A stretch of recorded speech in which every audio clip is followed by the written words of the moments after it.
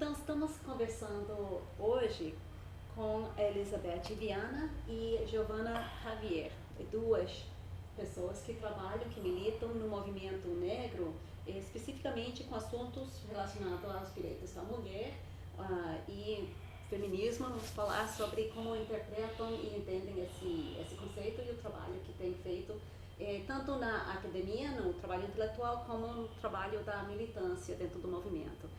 Então, começando com a Elizabeth, gostaria de saber o que você considera as marcas mais importantes do trabalho que você fez, tanto na academia, trabalho intelectual, como o trabalho na militância. Como você descreveria o tipo de trabalho que você fez e o que você tem mais orgulho, que você acha mais importante? É, ai, desculpe pela rouquidão, viu? Que sexta-feira começou e tá desse jeito, então eu vou tentar não forçar muito para sair cada vez mais límpida a minha fala. Primeiro esclarecimento, né? Assim, a minha trajetória na academia, né, foi através dos meus estudos e tal. Mas o meu trabalho, né, que também claro, todo trabalho leva a questão de uma coisa, uma certa intelectualidade, reflexão, pensamento. Fui na Câmara de Vereadores do Rio de Janeiro. Então lá eu trabalhei, eu sou assistente parlamentar e por essa ótica trabalhei com o professor Jurema Batista. Então foi um momento muito de elaboração muito intensa. Que período E foi? é, de agora ficou. Ela entrou em 92. De 92 até uma longa duração, né? Então a gente teve a oportunidade de trazer aquilo que a gente construiu fora, pensamento sobre a questão da mulher, a questão do negro e dos direitos humanos, e trabalhar dentro da Câmara para que se transformasse em leis e fazer uma abertura para que esta população adentrasse a Câmara, porque ainda é um prédio imponente, as pessoas têm um certo respeito. Tem gente que passa anos e anos na porta e nunca entrou na Câmara, saber o que é um legislador, o que é que faz um legislador, ver um debate. Então, essa foi um período muito rico, porque foi da gente tentar colocar em prática aquilo que a gente construiu na rua. Porque eu tenho uma trajetória da redemocratização do país e toda essa luta, a minha construção enquanto mulher negra se deu a partir desta militância, né? Eu sou ainda do tempo em que a gente não se autodenominava nem feminista, nem tanto. Agora a gente fala até de um PCdo não, feminismo negro, que não é uma coisa assim da consolidada, né? E também esse feminismo como tal, né? Feito pelas brancas. Nós éramos todas do movimento de mulheres, tanto as brancas quanto as negras. Mas, Isso pelos anos 80, na é, hora da exatamente. democratização. É, e a Então, gente você come... havia um grupo específico ou você atuava com vários Não, grupos? primeiro a gente começou no movimento negro. No movimento negro, no movimento de moradia, porque é de moradia, mas é mais chamado movimento popular, que eu sou da Baixada, né, Baixada Fluminense, especificamente de Nilópolis. Você era de lá? Você morava lá? Morava lá. Daí posso dizer que eu continuo morando lá. E minha família é de lá. Esse final de semana passei em Caxias.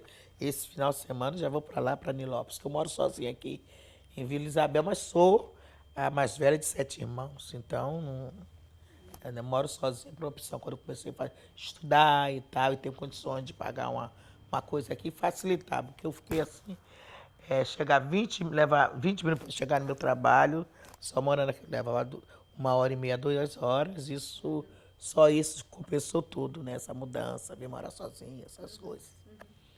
Mas eu comecei na, na minha comunidade, né, Nilópolis, e tinha um MAB, que era um movimento de associações de bairro, que abrangia toda a Baixada, aí que às vezes se encontrava.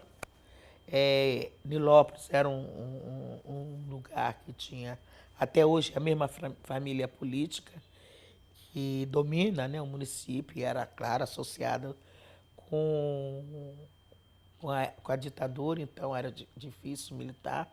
Então quem tinha uma coisa assim mais aguerrida era o Nova Iguaçu e Caxias, que conseguia, que tinha Dom Adriano Hipólito, que abrangia Anilópolis, que é o bispo da igreja, porque a gente só tinha 2 partidos, né? Então, militar na igreja era uma possibilidade, um guarda-chuva bom que abraçava. E aí depois, nessa dinâmica, eu, Neila, Leonardo, aí a gente fundou o Ação Negra de Nilópolis.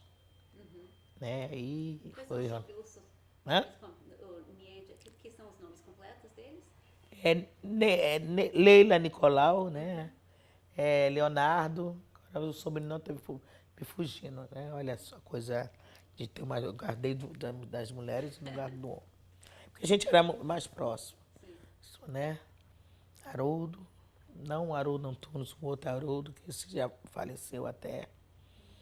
Ele trabalhou numa história, trabalhar de segurança, aquela história de ser negro no Brasil. Tem umas. Se paga um preço muito alto, né? E aí nessa história, aí nisso veio a universidade. Vim da universidade, né, movimento estudantil e tal. Eu não fui do ME, assim, para estar na disputa do ME. E da Baixada e Fluminense tem muita pouca gente que chega na universidade. Ah, sim, claro. Como é que você explica como você chegou? Vamos dizer assim, inconforme. Pois é, você parar para pensar que realmente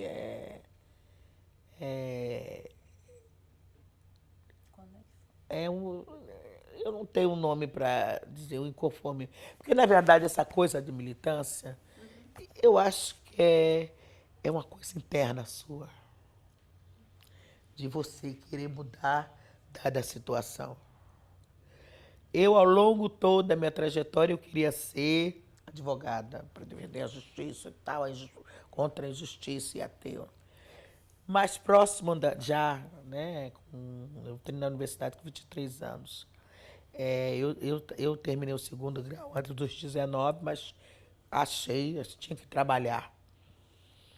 E eu fui trabalhar, né? E aí eu queria ter uma certa estabilidade e tal, assim, ter um emprego e tal, para depois entrar na universidade e estudar o quê? Estudar de noite, claro.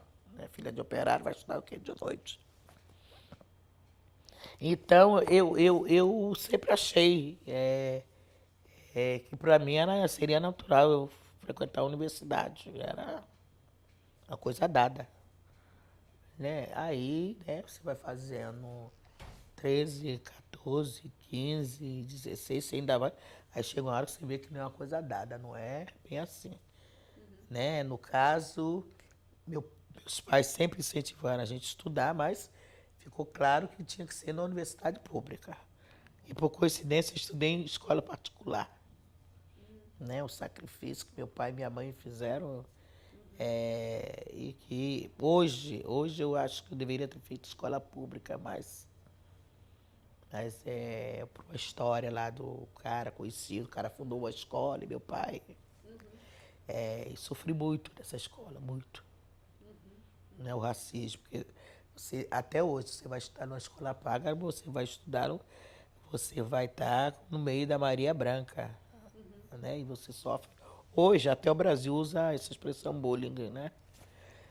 Tá, incorporaram isso. E meu pai meu pai tinha 7 filhos, tem 7 filhos, graças a Deus, todos vivos, eu sou a mais velha. E trabalhava na Petrobras. Ele conseguiu, sim. Ele já Operário da Petrobras. Da Petrobras. Quer dizer, ele teve uma. 7? 7. E quantas mulheres, quantos homens? Somos 5 mulheres e 2 homens. Ele não fez diferenciação. As mulheres. Não.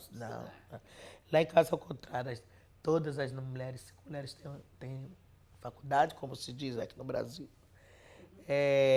Só os homens que não têm.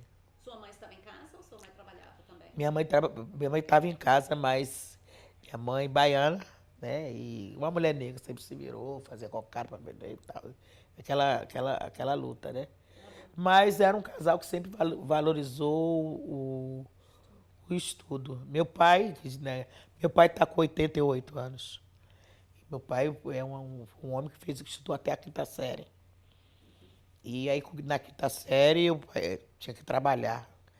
Né? Ele, com 11, ele já terminou com quinta série, com 12 ele já estava trabalhando. Isso foi uma coisa do meu avô, que era já... Aí meu avô já era um operário, não era...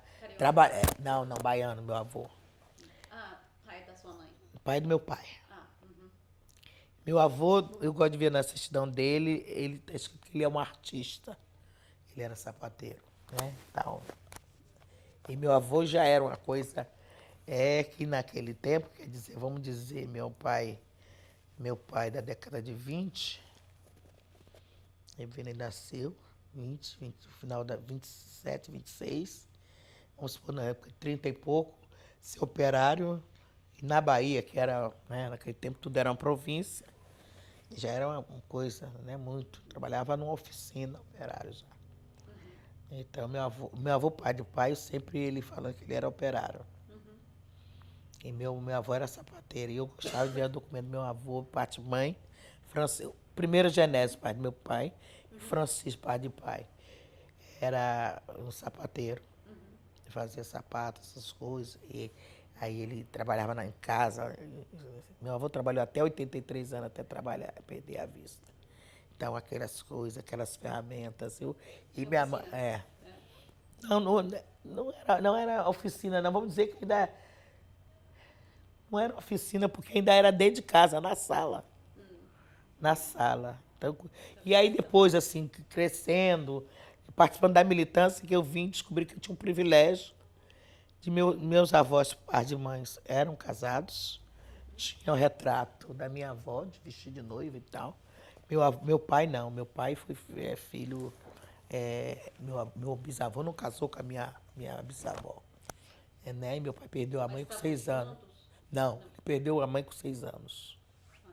Né? Eu tenho três tios de parte de pai, são 5, eu tenho 6 tios por parte de pai. Cada um tinha 6 partes de mãe, minha avó, 7 filhos, meu avô também 7. Mas no caso, meu avô era meu pai, aí ele teve um fora de casamento, minto. Ele morava com Das Neves, não casado com Das Neves. Das Neves arrumou para ele ser padrinho do casamento do compadre dele. Mal ela sabia que ele ia casar com a filha do compadre. Então eu tenho um tio, aí faz meu pai 2, que é só 6 meses mais velho de uma irmã dele. Aí do casamento meu avô teve 5 filhos. Desses 5 filhos, eu só sou mais nova que 3. Tenho 2 caçulas. Eu tenho uma tia que tem idade de ser minha filha. Citando, assim, pelo menos essa é a minha história, mas... Sua família extensiva estava todo lá, você conhece todo mundo. Eu descobri que é um privilégio, que eram famílias estruturadas, entendeu? Assim, trabalhadores, entendeu?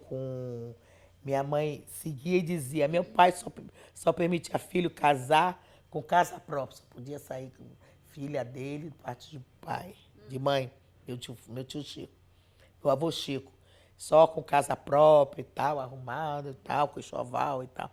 Então eu tenho uma família, eu venho dessa estrutura, né? Não é tal. A gente foi morar na Baixada, meu pai veio no Rio de Janeiro, veio para o Rio de Janeiro para trabalhar, né? Porque se você pegar no começo dos anos 50 até mais ou menos os anos 60, a imigração interna do Nordeste, Norte e Nordeste para o Sul, né? Por assim, historicamente, está lá registrado. Meu pai fez parte dessa... Meus pais, né? Meu pai e mãe dessa leva para vir buscar melhores condições no Sul. E eu nasci aqui já. Um momento que a gente vai... Que eu interrompi, você estava falando sobre militância enquanto você estava na faculdade. Mas primeiro eu queria só perguntar, só para completar essa parte da sua família e a sua vida de criança lá na Baixada, o que você entende? Você falou que a militância está dentro de você. Por isso que acabei contando minha história, porque veio... lá atrás você vai buscar, porque o inconformismo, né? A minha militância veio pelo inconformismo. Aí respondendo basicamente essa palavra com uma palavra. E você vem dessa família que é uma estrutura forte, uma vivência que deu a força a você para seguir na vida, para fazer faculdade, para, né, conseguir um emprego e conseguir militar. Sim. Mas seus pais também eram militantes? Não. Eles ensinavam você sobre injustiça em casa? Ou foi você que aprendeu isso em outros? Aprendi fora, não. Não, isso, tanto que é isso que eu disse a você, que eu, assim, como eu fui assim já, aí tem uma coisa assim, minha mãe sempre disse que eu era muito inteligente, meu pai queria, sabe, achava, não só eu como minhas irmãs, meus irmãos, para estudar, essa coisa era alimentada em casa. Somos negros, né? Temos que saber muito mais, né, para estar num trabalho porque, por exemplo, assim, na cabeça do meu pai, assim, na compreensão dele, assim, ter o segundo grau já tem uma profissão. Por exemplo, a minha formação, eu tenho formação profissional, eu me formei em técnico em contabilidade, entendeu? Isso é eu sou do tempo que se dava, se tinha ginásio, tinha anel. Eu não ganhei anel, porque meu pai não tinha dinheiro para esses supérfluos, né? Não tinha para isso. Tinha para pagar a escola, comprar livros. Era isso que na minha família tinha isso. Então, quanto mais eu fui estudando, né? Suplantei meu pai, que minha mãe só tinha feito a segunda série. Minha mãe era semi-alfabetizada, lia com sacrifício. Tinha vergonha, eu nunca vi minha mãe ler. Nunca minha mãe pegou assim, leu universidade, não. Porque eu sei que ela tinha dificuldade. Ela lia universidade e tal, mas ela nunca, me lembro, pedir minha mãe. Aí quando a gente começou a, como se dizia antigamente, juntar as letras, ela empurrava meu pai. Depois que saiu do beabá, que saía daquilo de mala, quando começou a complicar, ela já não. Mas toda a alfabetização, minha mãe, a gente ia para a escola e minha mãe fazia isso em casa com a gente. Mas depois, ler de carreirinha, pegar um texto para ler, tomar uma lição de interpretação de texto, uma redação, isso minha mãe ela não se sentia segura para fazer. Então, isso tem um bom tempo que me. Sabe aquilo que eu recordando, me lembrando. Nunca me lembrei que eu vi mamãe lendo. Assim, lendo uma leitura alta, sempre uma leitura silenciosa e tal. Ela, assim, anotar, assim, minha mãe, para ela comprar, ela mesma escrevia e estava com ela. Mas se a gente fosse comprar alguma coisa, a gente tinha que escrever. Ela não conhecia a letra da minha mãe. Mas às vezes ela deixava bilhete pro meu pai e tal, essas coisas. Mas pra gente, quando a gente chegou a um certo. Aí quando eu cheguei a um certo hora de saber ler e tal, saber que da universidade, faculdade, escrever livro, não sei o quê, tocar. Eu achava que aquilo era natural. Isso pra mim era. Aí depois dos 13, 14 anos que eu vi que não era bem assim.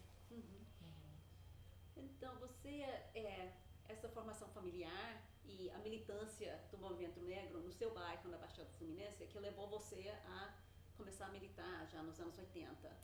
Aí você foi fazer... 78. Na verdade, assim, o meu marco de militância, eu dou 78, mas comecei ali por 77, 5 na Baixada. Porque na Baixada foi uma coisa muito barrista, muito... que era mesmo. Por que eu disse barrista? A falta d'água, a falta de luz, entendeu? A rua sem calçar, isso era... Entendeu? As Baixadas só calçava ali o centro, aquela coisa. Quer dizer, você ainda vai na Baixada, um monte de rua que consta como calçado, mas não são calçadas. E nessa época, antes de você fazer faculdade, nessa época na Baixada, tinha já você já tinha esse interesse em militar especificamente para melhorar a vida das mulheres ou combater a injustiça do gênero? Ou isso foi mais tarde? Vou dizer assim, mais tarde que veio a consciência. Porque uma das coisas que me incomodava, porque tem umas coisas que te incomodavam, e eu não sabia dizer o nome. né? Aí eu, né, adolescente, ia para esses lugares, fiz muitos estudos de militância e tal, escrevendo dentro da igreja, de conseguir Católica? reproduzir, na igreja católica. E eu não sou católico, não era católico. Você tem religião? Agora eu tenho depois já velha, sou ou velha, sou candomblessista. Hum. De você ir, às vezes aí o presidente da associação era um homem, não sei o que era um homem, não sei o que. Mas quem ralava, aí você botava assim, quando você fazia uma plenária assim, 5, 6 homens, 30, 40 mulheres. Aquilo. A gente arrumava as coisas, via. Entendeu? Era. Isso, eu tinha um. Aí vem a importância de Lélio. Que aí as pessoas traduziram aquilo para mim e para outras. Que aquilo não era mais. Eu sou do tempo que ainda departamento feminino. Aí eu tinha departamento feminino na Baixada. Aí você vinha para as favelas, tinha departamento feminino. Aí você vinha, tinha grupos de negro, grupo disso, daquele, o departamento feminino. Aí você viu o que o departamento feminino fazia. Cozinhava, tal e coisa. Não é dizer que quando eu cheguei no movimento, as mulheres já falavam, né? Tanto que na ACM teve uma pessoa que levantou para me dar um morro, numa reunião. Pra você ver que eu alcancei isso de mulheres serem agredidas por posição política. Isso eu presenciei. Por homens? Por homens. PCN, eram. Porque as sujeitas resolveram sair da cozinha do departamento feminino. Aí você tem uma Beatriz, uma Lélia, uma Pedrina, que são, diz assim, minhas antecessores, né? Pessoas que eu cheguei já estavam militando, já eram as militantes, né? Formadas, tal, assim, as mulheres empoderadas, que agora se usam empoderadas, e que falavam, a gente já não queriam, tá? Mas elas não.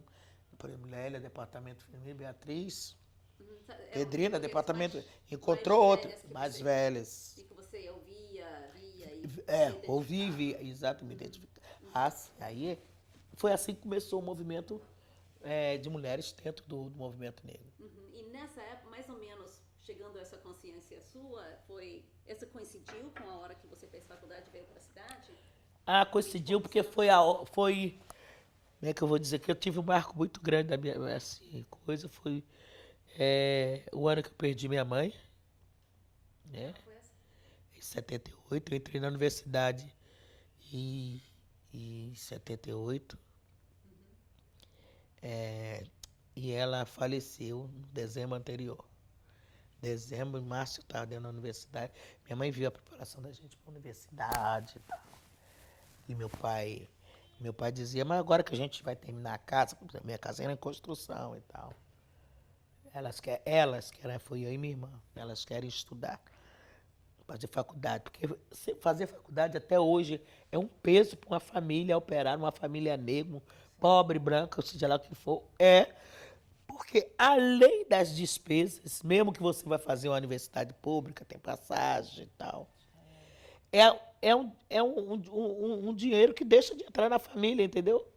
Tem gente que esquece esse aspecto quando, por exemplo, tem as coisas de cota e fica dando, se pede que esses meninos e essas meninas tenham bolso, né? Não sabe que.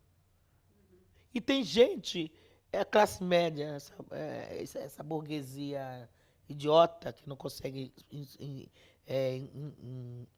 enxergar além do próprio umbigo. Eu estou usando essa burguesia, a pequena burguesia, com aquele conceito lá atrás. Eu estou assim, reproduzindo uma fala minha que é do passado. Que não sabe disso. Não sabe, não tem a menor noção.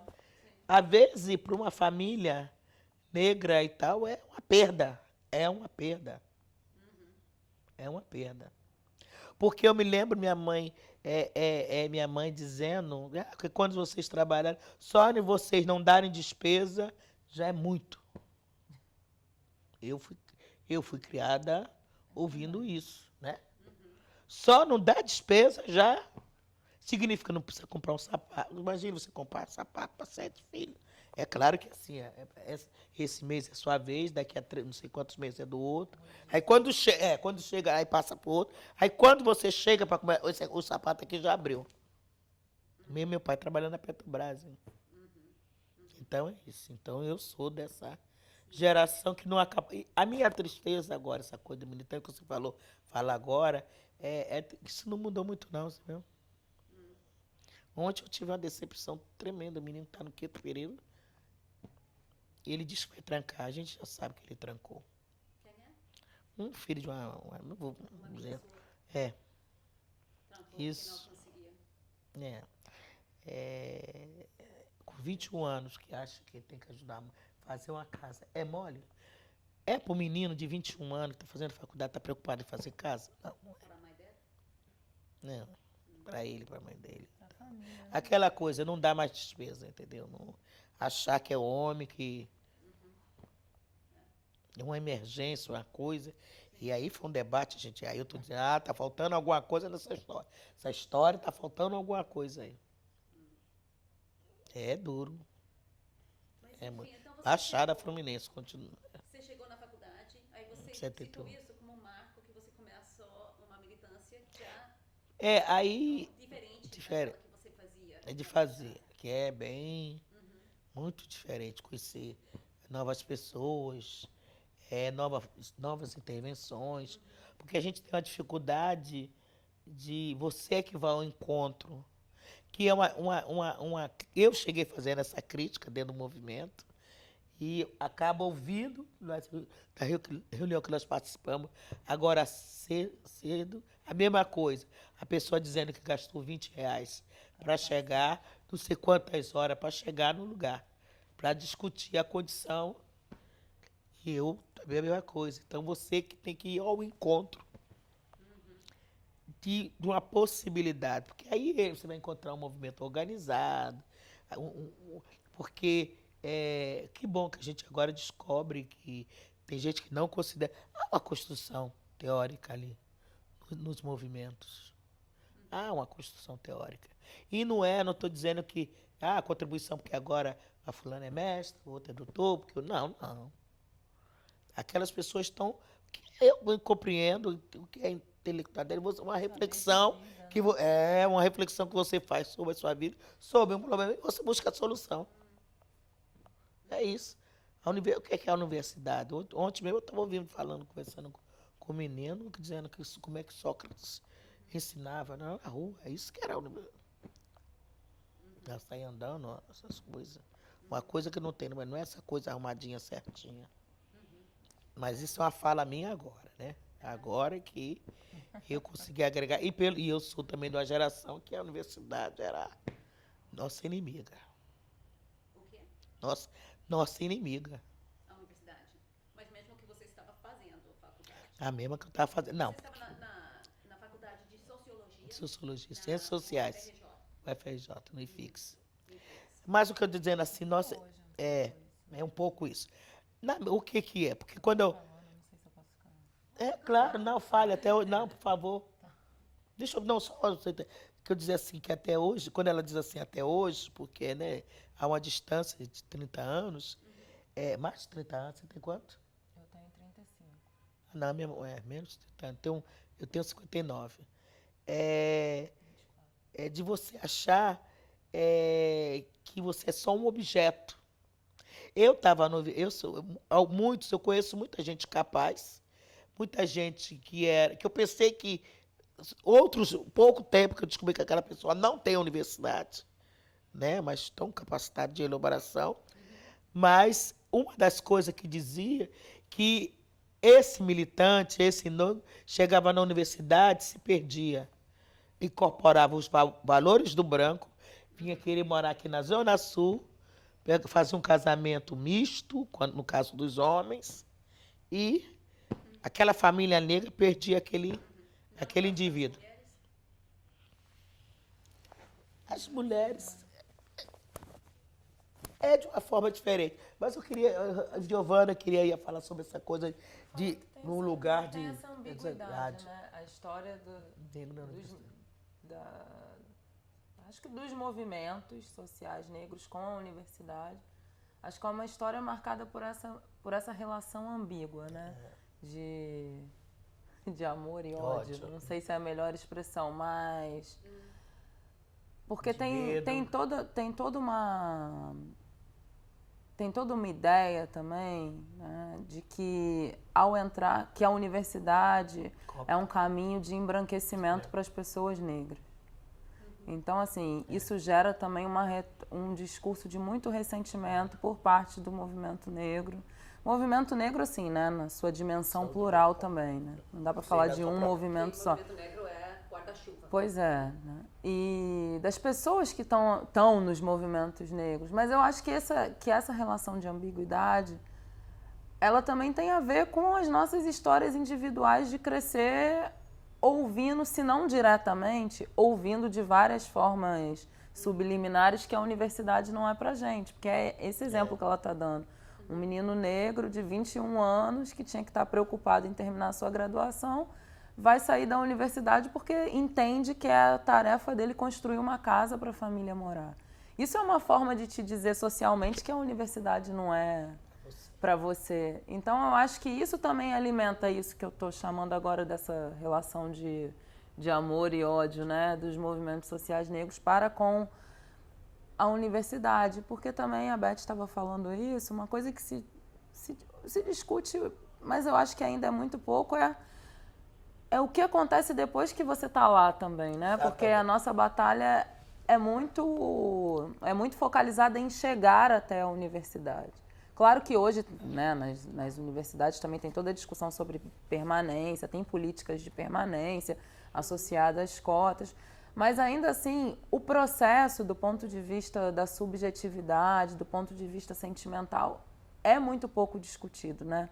Das consequências também, das consequências que o racismo gera para as pessoas negras que estão dentro da universidade. Como que é lidar com o racismo cotidianamente ali dentro? A gente pensa muito em conseguir entrar e conseguir sair com o meu canudo, mas o dia a dia, o processo, né, de se ver na alteridade, né, se ver em relação ao outro, uma alteridade desigual o tempo inteiro, né, ou se não o tempo inteiro, a maior parte do tempo. Então, eu acho que isso tudo também contribui para isso que eu estou chamando dessa relação ambígua de amor e ódio. Eu sempre gosto de historicizar, né? Porque senão parece também que é uma coisa que a gente escuta muito, né? As pessoas negras são rancorosas, as pessoas negras se vitimizam, as pessoas negras têm mania de perseguição, não é bem assim, veja bem, você está na universidade. Mas pouco se pensa sobre o tempo presente que você está ali, né? Então, acho que tem a ver com essas coisas que você está colocando, né, Beth? Que você está falando sobre 1978 até 80 e pouco. Você entrou na universidade? Eu entrei a primeira vez em 96, quando eu entrei para 97. Eu fiz um ano de letras na UF, na Federal Fluminense. E aí eu parei para trabalhar no final dos anos 90. E depois eu voltei, fiz vestibular de novo em 98. Aí entrei na UFRJ, no IFIX, no mesmo lugar que a Beth estudou, só que 2 andares abaixo, no segundo andar, em História. Porque lá, né, o segundo andar é História, o terceiro andar é Filosofia e o quarto andar é Ciências Sociais. Então a gente brinca assim, dos andares, né? Então você vê, né? Pra gente que é historiador, quer dizer, a Beth é socióloga, mas tem uma interface muito grande com a história. É complicado a gente pensar de forma linear, né? Só nas permanências. Mas a gente vê também como que as rupturas são marcadas por essas permanências, né? A gente está falando de... Você entrou nos anos... Você entrou em 78. Eu entrei em 99, 21 anos depois, né? 20 anos depois. Quanta coisa que você está falando que eu tô assim, até em silêncio por me identificar, assim, por falar, não. Ela está falando a minha história também, então tudo bem. E, bom, já que estamos falando da sua história, queria perguntar a você que me sugeriu essa entrevista junta, porque você citou a Elizabeth como uma pessoa que você admira muito, que foi uma espécie de mentora para você, especificamente para pensar nesse assunto da mulher negra na universidade e nos movimentos sociais e na vida acadêmica. Então, pode explicar um pouco essa relação onde vocês se conheceram e por que você acha ela uma mentora? O que você acha que essa geração de 20 anos antes de a sua chegada na universidade, o que essa geração ensinou a você? Eu acho assim, primeiro eu acho maravilhosa essa possibilidade, né, da gente estar podendo, a gente é amiga há muito tempo, mas a gente pouco conversa sobre esse cenário de contribuição, de referência, né, de umas para com as outras. Então, acho muito legal a gente poder falar sobre isso. Eu conheci a Beth, a gente se conheceu naquela disciplina do Flávio. A gente fez uma disciplina com o Flávio Gomes. Que as duas estavam fazendo mestrado? A gente estava fazendo mestrado na época, a Beth estava fazendo lá na UFRJ, no programa de pós-graduação da História Comparada. E eu estava fazendo na UF, na pós-graduação em História Social, com a Raquel Soietti, que foi minha orientadora no mestrado. A gente fazia uma disciplina, tinha mais uma aluna, era a Kelly Amaral, que fazia lá na UF com a Marta. E a gente se conheceu assim e foi um momento muito interessante porque assim, o Flávio também é uma grande referência pra gente, né? E era uma disciplina que só tínhamos o Flávio, um homem, professor, intelectual negro e 3 mestrandas negras. Então assim, era um encontro né? Era muito interessante. Era uma disciplina, eu não lembro o nome, foi o quê? 2003 ou 2004? 2003. Foi 2003? 3 ou 4? 3 ou 4. Foi 2003 ou 4, porque eu defendi o mestrado em 2005. Você defendeu em 2006, não foi? Eu acho que foi 2004, então. Então 4, Bom, e aí, assim, eu não lembro exatamente qual era o título da disciplina, mas a gente discutia história e cultura afro-brasileira e tinha uma perspectiva transnacional também, né? A gente lia muitos autores dos Estados Unidos, do Caribe também. Mas não sobre o gênero? A gente trabalhou a questão de gênero também. Inclusive, a gente leu um dos capítulos do teu livro nessa disciplina. A gente leu Bell Hooks também, eu lembro disso, aquele artigozinho das intelectuais negras. Mas não era uma disciplina sobre gênero. Mas para mim, assim, eu já estava no mestrado, então já tinha um certo acúmulo, já tinha passado pela graduação também. Mas para mim foi muito impactante, assim, conhecer a Beth, porque Flávio também, quando Flávio chegou no estante universitário, eu estava militando, ele me conhecia, eu não conhecia a Flávio, mas ele me conhecia, falava. E ele pesquisa os intelectuais negros, a militância negra, então algumas pessoas que ele estuda, a contribuição, eu conheci pessoalmente, militei pessoalmente, isso dava uma riqueza muito no nosso encontro. Era muito... A Giovana ligada, as coisas tudo, trazendo essa coisa, né? Mas isso tem coisa que a gente mostrando, que Giovana mostra, que ainda se permanecia, né? E criava uma nova roupagem, mas enraizada na mesma manutenção, e Flávio também, com a experiência, já até como aluno, professor, porque na verdade éramos 3 gerações e vivendo, né? Eram 3 gerações. Kelly também, a Kelly era mais ou menos da minha idade, aí tinha a Beth e tinha o Flávio.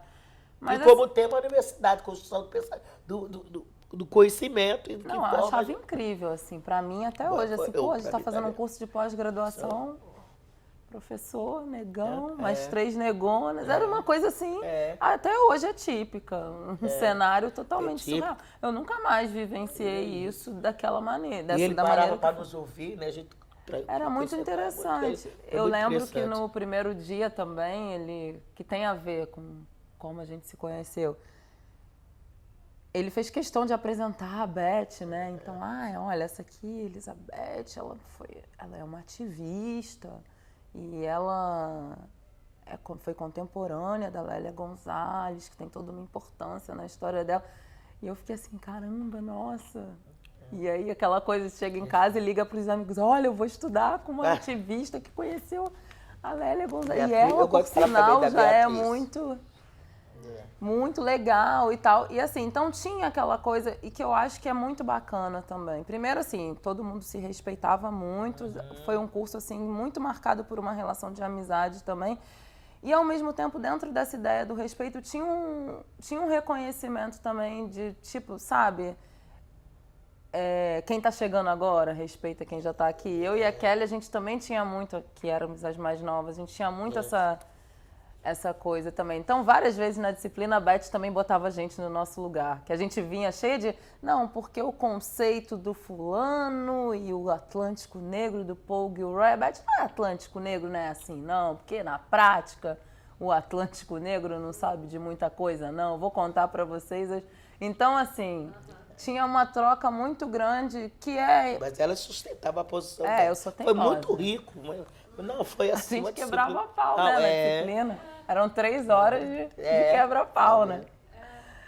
Eu acho que o seu conceito que você estava dizendo antes, de que também não é só teoria, os autores que as jovens mestrandos estão lendo, mas também é teoria o que trazem as pessoas que não estão na universidade, mas que têm o dia a dia, que eles trazem essas questões do dia a dia, estão fazendo uma teoria sobre exatamente. Eu tive nessa... qual é a realidade e como que que deve militar.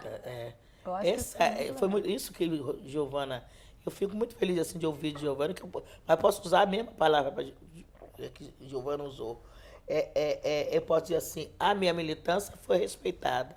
E a gente chegou a um grau tal de intimidade e que eu falei, menina, olha, não, isso aí é uma coisa, a gente tá lendo, eu compreendo perfeitamente. Eu me lembro até, Frávio, e esse Atlântico. Tinha horas que ele pirava com a gente, né? Porque um monte de mulher falando desesperadamente. Porque até eu tinha...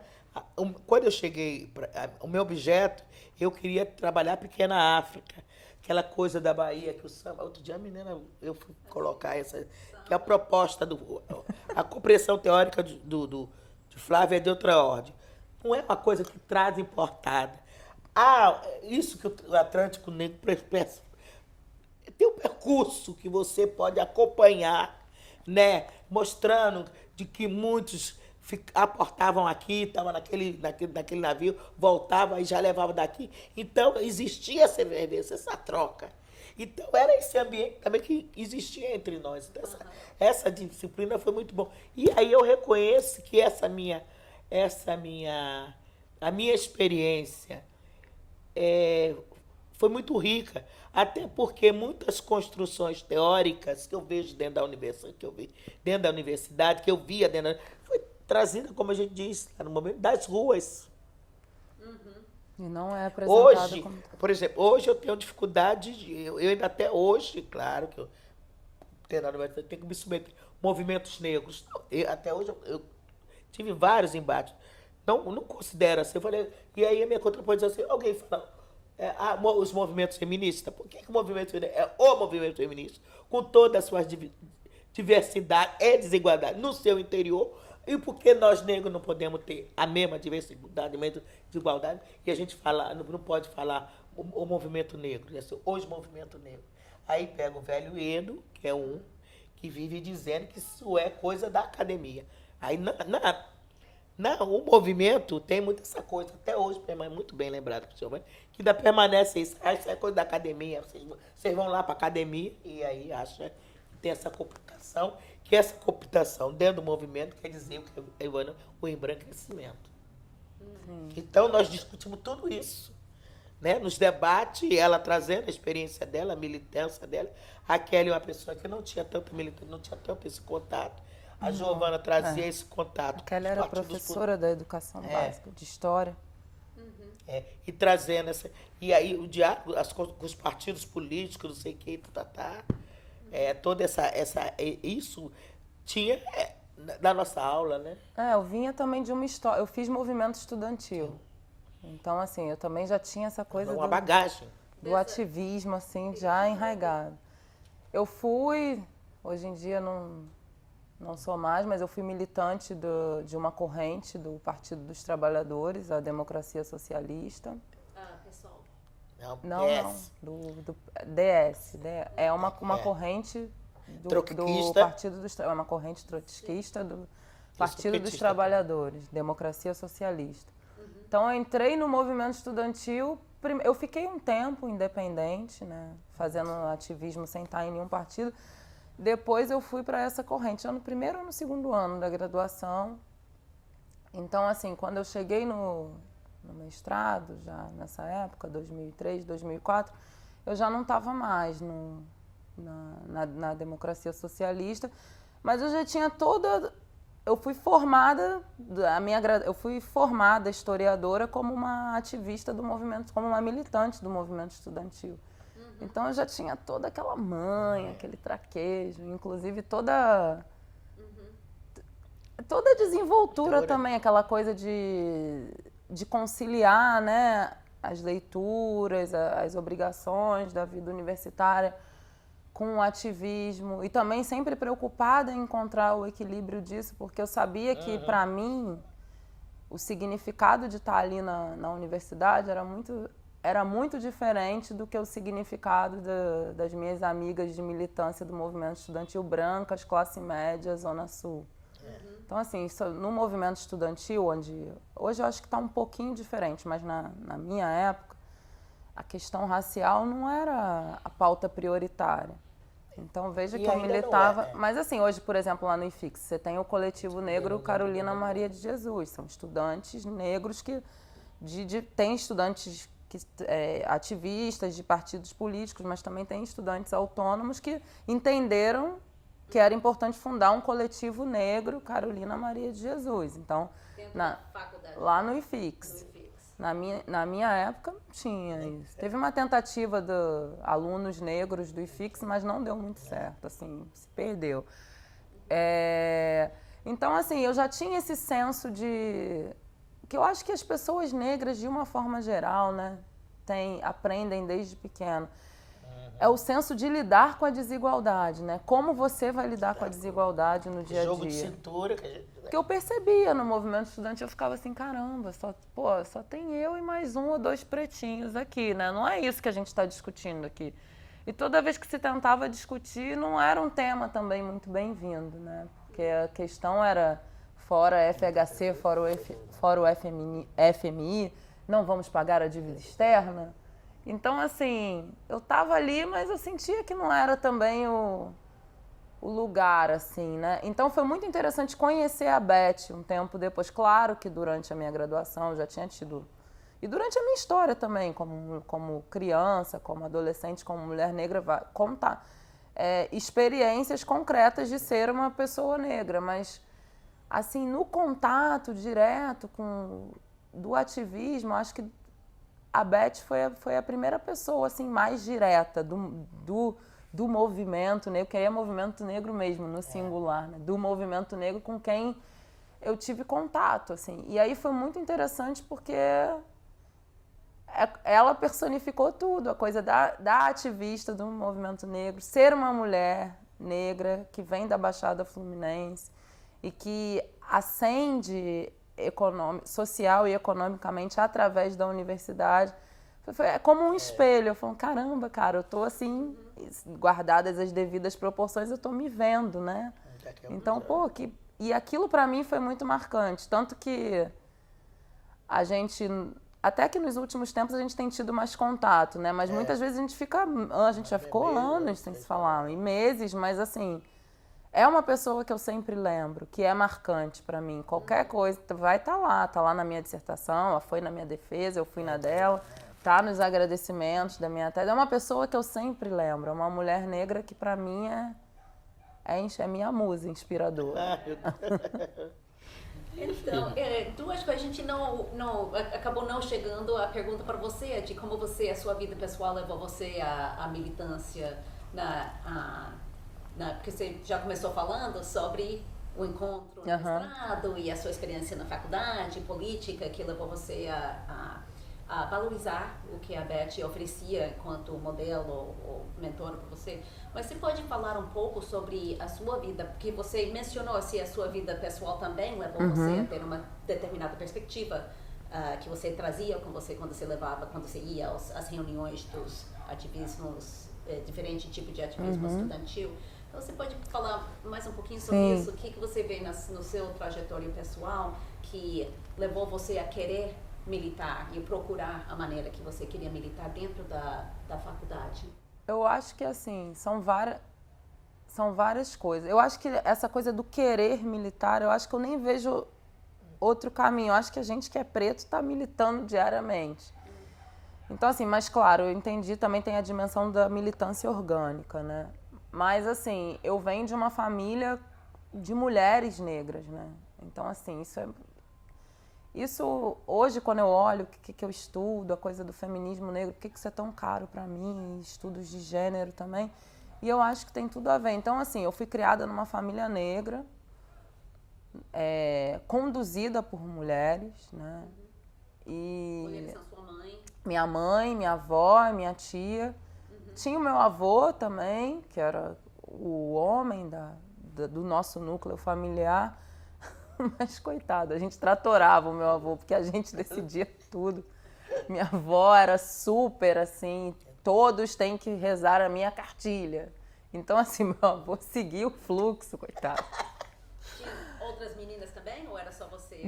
Assim, né, éramos eu e meus 2 primos, né, o núcleo menor, assim, da família, o núcleo duro, né, porque a família era muito maior, mas, assim, a parte que mais convivíamos éramos a minha mãe, a minha tia, a minha avó, o meu avô, eu, o Leonardo e o Gustavo, que são esses meus 2 primos, e a gente foi criado como irmãos, né? Irmão, é que aí sua tia Aquela coisa, sempre uma vai se mudar, a outra vai também, tem que morar no mesmo prédio, ou então na mesma vila, uma mora em cima, outra embaixo, e aí a casa é de todo mundo, um abre a geladeira do outro, uma dá esporro no filho do outro, e assim, essas fronteiras de mãe, tia, são muito fluidas, né? E a avó... E onde foi? Aqui no Rio de Janeiro? Foi no Rio de Janeiro, no bairro do Meier, um subúrbio da Central. Então, assim, a minha mãe, ela foi a primeira mulher negra, a primeira mulher da família a conseguir o ensino superior, né? Então, a minha mãe fez normal no Carmela Dutra, uma escola de normal em Madureira, que também é um subúrbio super tradicional, né? De onde tem a escola de samba, Portela, Império Serrano. A minha família, nessa época, na época que a minha mãe era normalista, estava em Madureira. E aí, assim, ela era a filha mais nova, porque era minha mãe, a Lena, minha tia, e o meu tio, Luca. A minha mãe era a mais nova. Então, assim, já tem aquele entendimento da família, isso que nos anos... Minha mãe se formou na graduação em 77, então ela estava sendo normalista no final dos anos 60, início dos anos 70. Aquele investimento da família na mais nova, sabe? Olha, a gente não pode pagar estudo para todo mundo, então assim, vamos nos organizar e vamos fazer uma frente para... Meu avô chamava minha mãe dessa pequena, para essa pequena aqui estudar. E aí a pequena foi, né? A pequena foi se tornando grande, né? Aí ela fez o normal. Mas escolheu ela e não escolheu os irmãos? Escolheu minha mãe. Eu acho que é a coisa, porque os meus tios, assim, eu acho que tinha um entendimento também, não sei muito bem, mas acho que minha mãe era vista como a mais inteligente também, sempre gostou muito de ler, mais dedicada e que gostava mais de estudar. Minha tia, com 12 anos... É interessante, nessa época, eles escolheram a menina e Sim. não os meninos. E a minha tia era cabeleireira já, desde os 12 anos, e a minha tia também falou, olha, eu não quero estudar, eu quero fazer cabelo, é o que eu gosto. E o meu tio, na época, meu tio trabalhava com várias coisas e ele era tipo era um pequeno empreendedor, né? E aí ele se tornou, num determinado momento, ele chegou a se tornar um grande empresário, e aí com o governo Collor, ele perdeu tudo. Ele tinha uma média para a grande empresa de produzir sacolas de bolsas para grifes, assim. Então, quando você vai no shopping, compra uma roupa e bota a tua roupa numa bolsa. Boa parte dessas bolsas, assim, era a empresa do meu tio que fazia, ele quebrou no governo Collor e nunca mais se restabeleceu. Foi uma coisa muito... Foi uma ascensão, assim... Claro que ele não voltou a ser pobre, mas ficou naquela classe média baixa ali, e ele era classe média alta. Mas assim, então, voltando lá, anos 60, 70, minha mãe fez a escola normal, Carmela Dutra. Depois ela entrou na UERJ, a UERJ nem era ali no Maracanã, ainda era na Avenida Chile. Ela começou também um curso de letras, que nem eu, fez um pedaço de letras, desistiu, e depois foi fazer história na UERJ, minha mãe. Minha mãe se formou em 77. E aí trabalhou de professora? E aí ela optou por trabalhar como professora primária. Ela trabalhou a vida inteira, tipo, 30 anos numa mesma escola. Uma escola em Realengo, na Vila Vintém.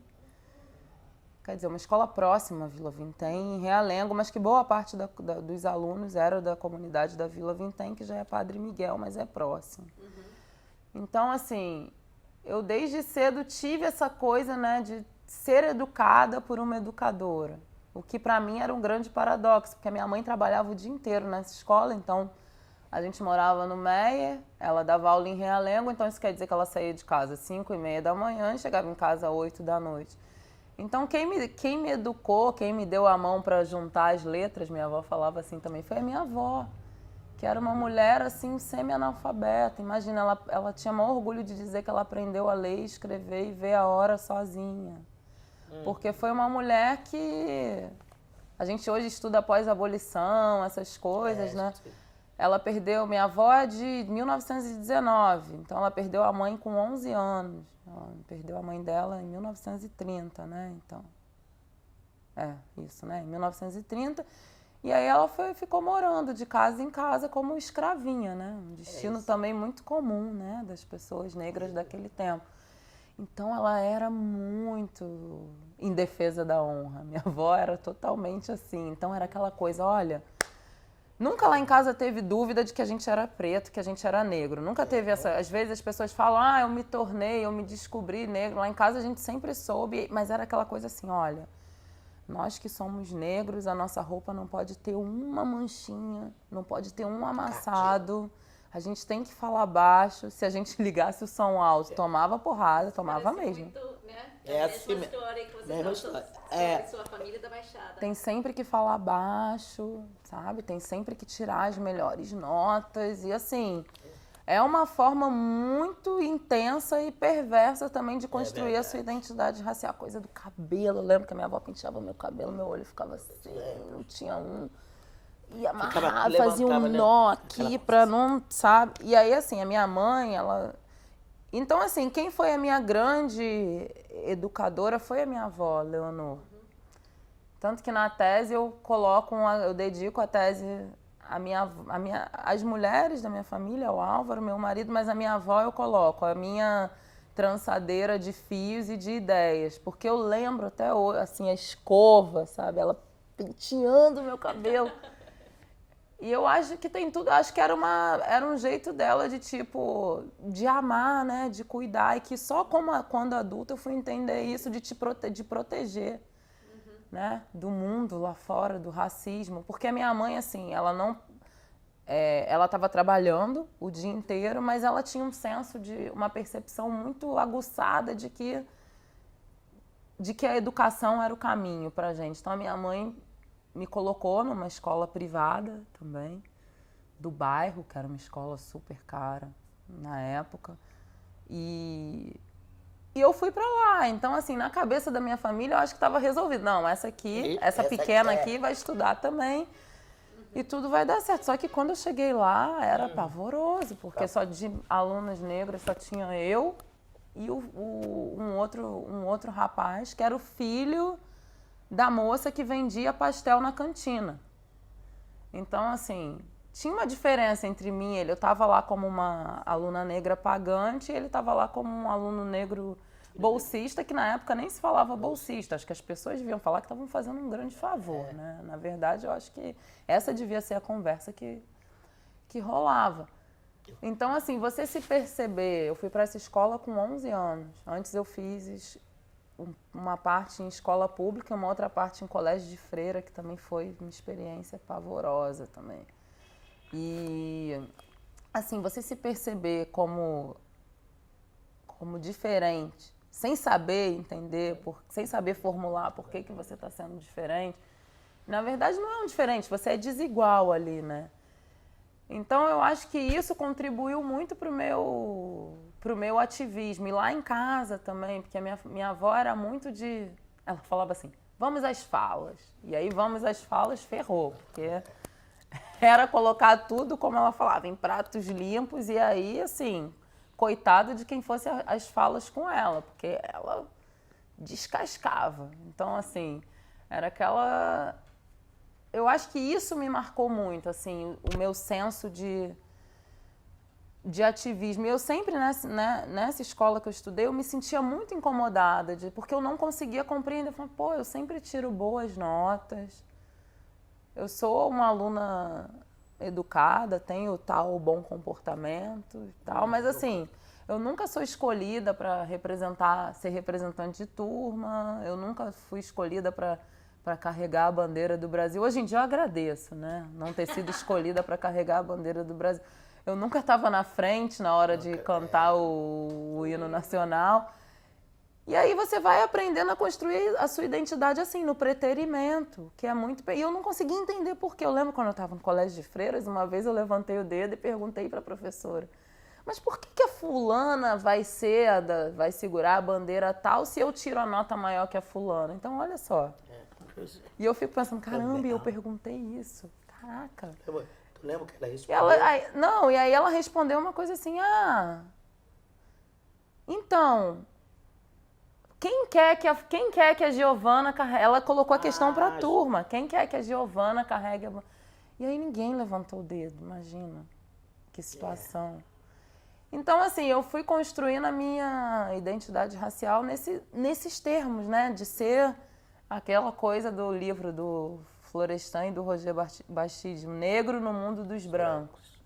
E é um jeito de construir a sua negritude que também aciona um cunho de agressividade muito grande, porque é o instinto da sobrevivência, né? Você tem que sobreviver ali. Porque você tem que ir para a escola todo dia, você tem que passar de ano, você tem que tirar nota boa, você tem que nadar. Eu lembro que a aula de natação para mim era um terror, porque eu usava o cabelo de escova e aí quando eu entrava na piscina desfazia a escova e aí eu tinha que ficar aturando as brincadeiras, né? As brincadeiras, o racismo dos meus colegas.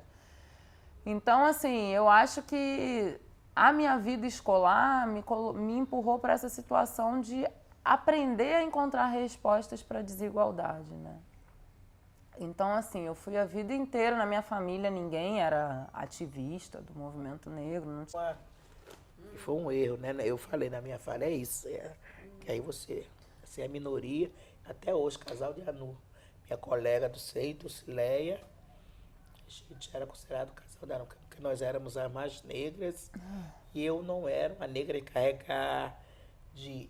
carregar a pasta da minha escola, que tinha outras duas meninas também, e que elas faziam tudo para as outras garotas, tudo. Tá indo já. Até carregar. Agora você vê, eu com 9, 10 anos, eu achava elas estarem carregando o passo dos outros. Isso eu tinha em casa. Isso minha mãe também tinha uma chama, umas falas. Saber do comportamento da sua... Tinha que ser bem comportada.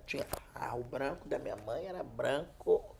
Minha mãe tomava olha, era uma coisa assim de até areia. Hoje eu tenho essa ficou obcecada. Assim, roupa branca pra mim tem que ser branca e tal. Eu mesmo botei a brota. Às vezes quando você olhava a roupa branca pra ver se não tá encardido e tal. Mas por outro lado, assim, apelido, nós não temos apelido na escola.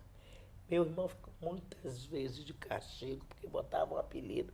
E minha irmã Rosane tinha um isso muito grande. Hoje, eu falei, tá vendo? Você é uma Angelique Jolie. Você só tem retrato dela. Quando ela tirava retrato, até hoje ela não... Tem uma coisa, até hoje ela não gosta de tirar retrato. Que ela fazia assim. Eu estava tirando aquele retrato, a pessoa falava, hoje eu tiro retrato. Eu não tirava quando eu tinha um trauma de retrato. Minha mãe não gostava de tirar retrato. Nada. Eu também não gosto, aquela coisa de retrato, nem sei se tem ainda, mas acho que tem retrato da turma. Eu não tem, tenho. Né? Claro que tem até da turma do Peri, do meu filho. Não, eu não gostava de tirar, porque, cara... Nossa. E você via aí a diferença, que todos eram... Não, eu via e as piadas. Não, ela não pode sair, porque vai sujar a foto, professora. vai escurecer tudo. Eu chorava para faltar aula. Mãe, não quero ir, não quero ir, não quero ir. Então, assim... E as professoras não entendiam, às vezes tirava retrato da turma. Esse constrangimento, você se recusava. Aí você não queria tirar a professora. Tá, fica aí, fica aí. Olha, Eu, assim, é muito... mole não, viu? Eu acho que a vida a socialização de pessoas negras na escola... Você está falando dos anos 80, né? Estou falando dos anos 80. Eu acho que a socialização das pessoas negras na história, na escola, é determinante, né, para o que vem depois. Porque a escola é muito perversa. Ainda hoje, eu ouço dos meus alunos. Hoje eu trabalho com estagiários, né, com licenciandos em história. As histórias que eles contam tem bastante a ver com essas que eu vivi. Claro que muita coisa já mudou também, mas muita coisa permanece. Então eu acho que tudo isso também foi me empurrando para um... E eu sempre fui muito também a coisa de ter que falar o que eu acho, ter que falar o que eu penso. E eu acho que tem a ver com isso, né? Com essa coisa de estar em minoria, né? A coisa de ser... Da condição de ser minoria ser cotidiana na tua vida. Então não tinha quem falasse por mim. Ou era eu ou era eu. Então até hoje eu tenho esse senso muito aguçado. E aí tem gente que olha, que neguinha abusada, né? Então, assim, eu acho que isso foi determinante. Aí eu cheguei na universidade, eu já sabia dos caminhos. Assim, eu queria fazer movimento estudantil, eu já fui procurar o centro acadêmico, depois o DCE, né, que é o Diretório Central dos Estudantes, já fui me enfurnando em tudo já. E quando eu entrei na UFRJ para fazer História, eu já sabia que eu queria fazer mestrado, doutorado, pós-doutorado. Não sabia se eu ia conseguir, mas eu sabia que eu queria fazer. Então, assim, eu já fui logo procurando os caminhos dos laboratórios de pesquisa, foi quando eu conheci o Flávio Gomes também. Já tinham me dito que tinha um professor negro lá. E eu achava que isso... Enfim, eu fui procurá-lo e ele me acolheu de primeira, assim... Foi a primeira pessoa que me levou no arquivo, me levou na Biblioteca Nacional para ver como é que mexia em microfilme. Toda vez que eu boto um rolo de microfilme lá na Biblioteca Nacional, me vem a imagem do Flávio, assim, na cabeça. E ele era, o Flávio para mim até hoje, é o cara. Eu falava, gente, esse cara tem pesquisa sobre tudo, li todo assunto que eu falo com ele, ele sabe. Então ele foi fundamental, porque eu acho que a militância, ela também tem isso. Eu não sou Eu não estou em nenhum movimento social organizado, mas hoje eu falo que eu faço um ativismo acadêmico. Eu entendo a minha atividade professoral como um ativismo, porque a gente que é professora, a gente trabalha, né, isso é muito criticado na história principalmente, a coisa da transmissão dos conteúdos. Então a gente trabalha construindo saberes. E eu acho que quando eu estou construindo saberes com os meus alunos, valorizando o que eles trazem de fora também, e escutando as histórias deles, e mediando com as minhas, é uma forma de ativismo. Né? Quando um aluno meu conta uma piada, faz um comentário racista, ou machista, ou classista, e eu intervenho, eu estou fazendo um ativismo ali. Quando eu escrevo uma tese, sendo uma mulher negra brasileira, sobre o pós-abolição dos afro-americanos, eu acho que eu estou fazendo um ativismo. Então, eu penso muito o ativismo dentro dessa... Hoje, eu me defino como uma feminista negra autônoma e ativista acadêmica. Eu vejo toda a minha atividade na academia, eu entendo como uma militância. Porém, é interessante que você mencionou o Flávio Gomes, da UFRJ, como sua grande referência que introduziu você a história e a pesquisa.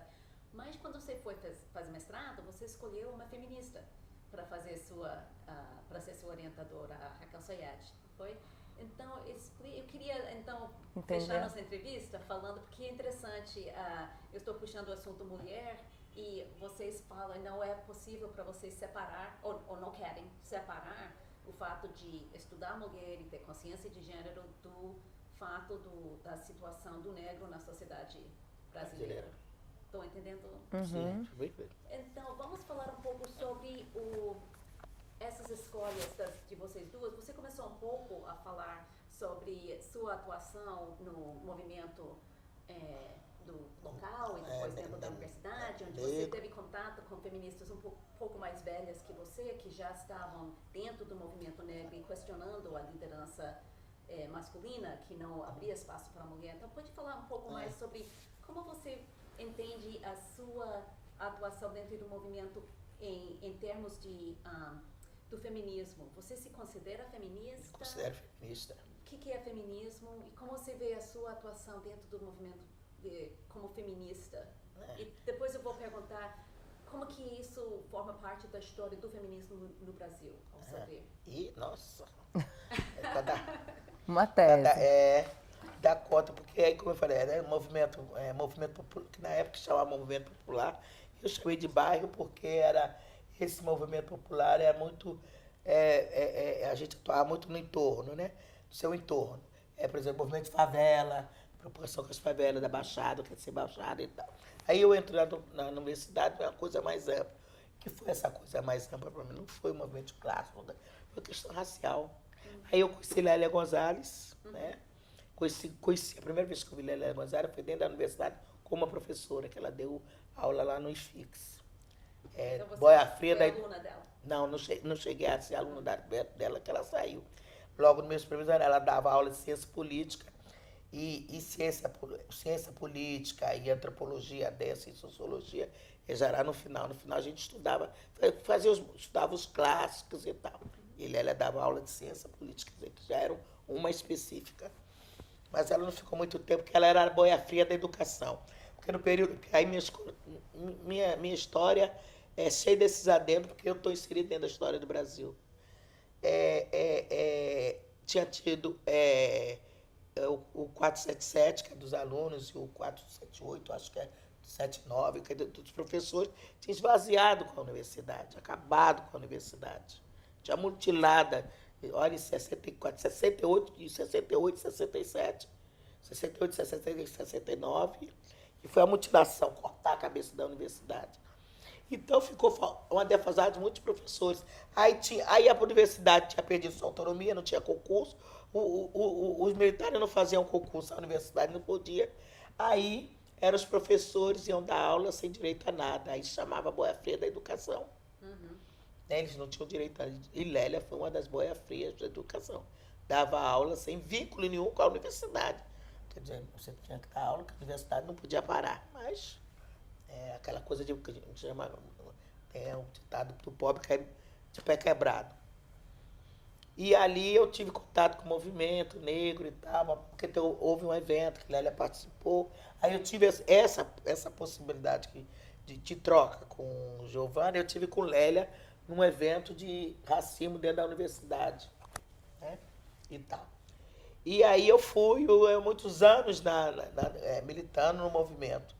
Aí nesse momento, há um momento de rebelião, vamos botar assim, de rebelião das mulheres negras, que dentro dos movimentos que hoje a gente fala movimento misto, né? Militância mista, que é você estar dentro da entidade, atuando em todos os sentidos. Houve vários, era só embate, claro que os homens, ninguém tira assim, agora é minha vez, sai que agora sou eu que vou falar, me dá o poder, eu vou ser secretário, eu vou ser presidente. Não é. Você vê a história do PCN, quantas mulheres foram presidentes. Só numa época de intervenção. PCN, Instituto de Pesquisa e Cultura Negra, é a entidade, assim, dessa contemporaneidade, é a mais antiga. O PCN. Porque sempre existiu o movimento negro, depois a gente tem história, a gente se vê lá, aquele clube de negros e tal, que não podia se falar de política, então se arranjou alguma coisa. O marco movimento, a reorganização do movimento, enquanto assumidamente movimento político, assumidamente para fora e para dentro, que as pessoas não achavam mesmo que estava lá, no departamento feminino, cuidando da cultura, da criança, do menor abandonado, não dava-se o nome de política.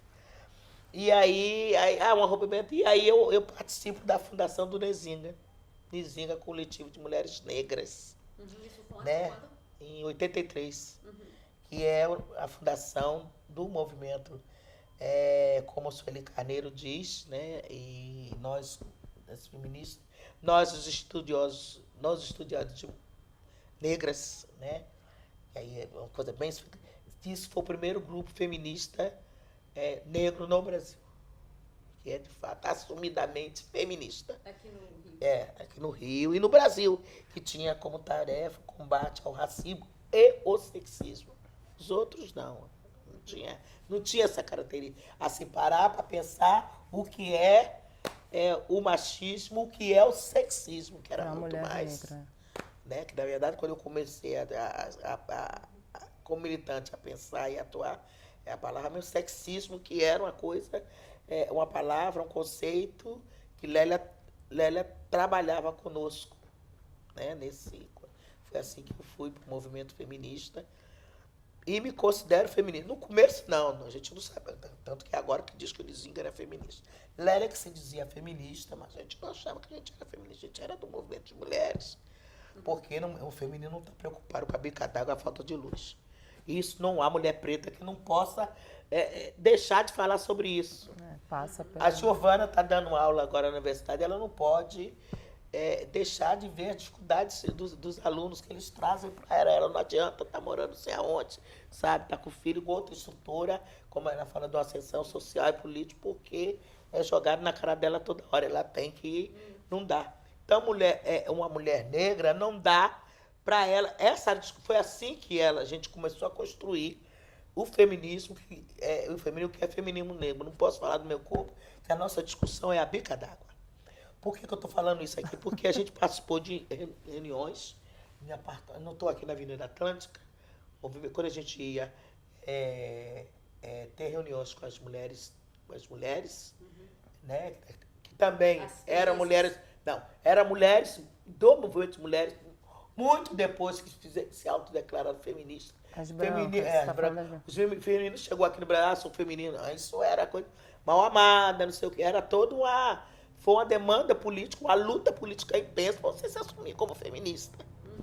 Então, quando a gente vem encontrar com essas mulheres que faziam o movimento de mulheres, das fulanas e tal, eu não gosto de citar não, porque você acaba omitindo, outro fica agora mais posso falar, vou falar de Rosmaria Muraro, porque faleceu recentemente, deu uma entrevista muito linda sobre Lélia, militância e tal, mas quando a gente viu, era assim, no Atlântico,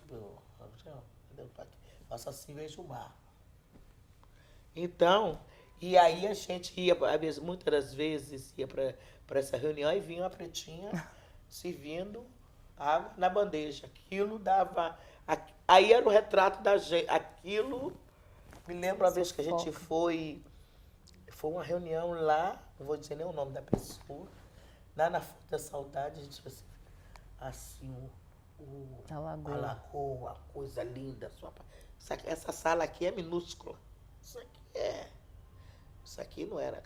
O apartamento dessa pessoa, o irmão dela tem uma ilha. Né? Imagina. Tá bom, daí você já tinha. Aí a gente nessa reunião, e aquela coisa, que nossos pais, não era à toa que nossos pais, sempre falam, seja educada, fala embaixo. Olha, você é muito assim. Betinha, fecha essas pernas. É assim, essa mão, essa coisa, né? Que a gente, de vez em quando, agora a gente vê um monte de vídeos, né, com o YouTube, né, abre o mundo, e você vê os negros e as negras dançando, é uma coisa da minha cultura. E mamãe faz assim, vendo gesto a mão, não sei o quê, mas minha mãe era imagine. Olha, minha mãe botava a mão nas cadeiras, eu fazia isso, porque eu tenho essa coisa assim, sabe? Isso a gente vem perdendo. Mas de vez em quando você vê, um ato falho, você faz também. Qualquer negro faz isso quando na hora. Eu faço. Vê sexta-feira. Pois é, a gente faz. Eu sou Você boa vai falando, porque fala também, como ontem meu colega estava dizendo para o outro, o corpo fala. Você nem sabe que aprende, mas... Porque a língua, porque é a comunicação, é a forma de comunicação. Você vê que falando. agora eu estudo e tal, tenho uma certa intensidade. Né? Eu, quando falei da burguesia, na verdade, eu sou uma testemunha. Como eu sou uma testemunha da história, vem a palavra, eu tenho que fazer um parênteses. Que hoje não se fala, eu sei que não se fala mais. Os burgueses. Ainda se fala, mas não no tom que fala no passado. Porque eu vou falar de um barraco. Né? Quando a gente fala do barraco, menina, na sala, a gente estava assim, toda sentada e tal. E aí era uma campanha sobre a liberar do corpo. Meu corpo me pertence. Perfeito, a gente entende e tal. Jurema estava numa dessas, Litrão, aquelas... Para entender Ah. a cena, quantas pessoas estavam entre as Acho que a gente devia ser umas 30. 30? E era 30. muito dividida as feministas brancas e as mulheres negras do Ah, movimento sim, negro. era. Muito. Marcante. Muito marcante, porque aí a gente teve o Nizinga e logo depois também veio o CEMUF, que é o Centro de Mulheres de Favela e Periferia. Porque aí a gente tinha, o pessoal disse que tinha muita, quer dizer, Lélia, né, uma professora universitária, aí a outra já era assessora, a outra Mira, casada com holandês, Muita que cadeia. tinha sido torturada, uma mulher negra torturada, né? Chegou, vindo para o Brasil, mas não adianta, aquela coisa do seu aluno preto e tal, que aparece, você acaba caindo na... A gente vai atrás da militância, não. A militância não tem jeito, não tem jeito. Mira estudando na Europa, não sei o quê, mas tinha mulher de favela, mulher da Baixada e tal, a gente estudava. Mas aí para dar conta dessa coisa, que eu já não brigava mais, porque eu morava em Nilópolis, já não brigava. A minha questão não era bica d'água, era falta d'água. No morro não tinha água. Tinha que botar uma bica para ter água na bica para as pessoas carregarem a água, botar na cabeça e levar para sua casa. Não tinha nem isso. E a gente era lá, caía água uma vez por semana. Você vê. Na essência é a mesma coisa. Aí acaba você tendo a bica d'água. Eu sou do tempo ainda que a favela tinha comissão de luz. Porque a Light não dava, só vivia caindo, eles não davam com força, aí tinha que ter uma comissão. Tantas horas a luz, tantas horas para aquele lado, então tinha um grupo de moradores para administrar a luz. Olha, porque o Estado, esse povo, para a Baixada, a gente que se vire lá. Se vire lá, vocês vão chegar um pouco d'água e tal. Tinha cisterna, poço, a Baixada tem isso. No morro não dá. Tá? Então, essas mulheres todas, tá? Isso tudo. E eu nesse apartamento fantástico. Que cena. Ah, olha, realmente é. Aí, não sei, eu não me lembro de novo o que é que foi. Aí nisso teve uma. Aí se falou da coisa. Aí a gente, na verdade, a gente queria que as pessoas são democráticas, até tentam. Você está nesse puta apartamento, só usando essa expressão, e para discutir, mas isso não quer dizer que você não vai no seu papelzinho botar lá uma linha sobre tal, que a gente tá brigando. Lembra que a coisa da redemocratização, quais eram as coisas importantes no Brasil e não sei o quê, Aqui, aí as mulheres de a liberdade sexual, se livrar. Eu não sei, eu acho que eu já tinha. Sabe que eu não estou me lembrando ainda esse período ainda, o homem, a mulher para fazer compra, tinha que ter assinatura, mesmo ela trabalhando fora. Eu não me lembro dessa lei que quando a gente fez esse debate, se a gente ainda discutia. E depois disso eu não fui mais. Eu não vou mais discutir com as brancas. Aí nisso, acho que foi Jurema, uma dessas, que fez uma fala sobre isso. Porque, olha só, tudo bem, tudo mais, a gente tem que discutir a questão, o trabalho, a gente precisa ter creche e tal, melhorar as condições de vida e tal, na favela não tem água, não tem isso, não sei aquilo, não sei aquilo. E o povo da Baixada era depois, para eu falar da Baixada, às vezes eu era a única da Baixada, que vim da Baixada para cá. Menina, aí teve uma rodada de água, não sei, quando a gente tá falando um negócio desse, vem a dona com a bandeja, pretinha, eu na cozinha, que é eu que... Quando eu digo assim, eu vou fazer compra, quando eu sair, eu vou de cozinheiro, para o nego achar que eu estou com dinheiro. Mas como os negros estão te matando por 10 reais, não faz diferença. Minha dona servindo a água, aquilo foi o pavê assim. E a gente começou a olhar. Menina, é aí uma coisa que se as pessoas veem, nem olham. A gente abre, a gente constrangida, né? Porque eu me senti vergonha de estar ali naquele lugar, discutindo esse sistema e tal, e vem lá uma escravinha. Aí tá, não sei. Aí depois a dona serviu a água, tá, não sei, foi, colocou um negócio mal colocado, que a questão não é, que ali nós não estávamos para discutir aquilo, que era para discutir, que a gente não entendia, a gente estava discutindo as liberdades democráticas, que a gente não sabia o que era repressão, a polícia matando Tá. cadáver. Eu já saí da minha casa, passando na rua, o cadáver assim, do menino que eu tinha falado. Olha, não sei, olha, só não saiu briga, mas foi um debate. Mas quando a gente abriu a boca, A gente calou todas elas. Aí fica vermelha, fica outra. E as outras achando que a outra tinha errado na fala dela. Aí depois ela falou, não vou mais. Basta. Não adianta chamar pessoas em lugares. Aí a Lélia. É o que eu tenho falando pra ela. Eu tava falando um tempo que eu tava conversando com Giovana. Aí vem a Gulsa, historiadora, né? Que eu falando que foi a primeira vez, organizadamente, que um grupo de mulheres, com determinado tema, no caso, foram as Dias, se encontraram para discutir a temática racial. Que ela Eu tá falei, falando eu falei, A gente conversou esses dias por causa da roda de conversa.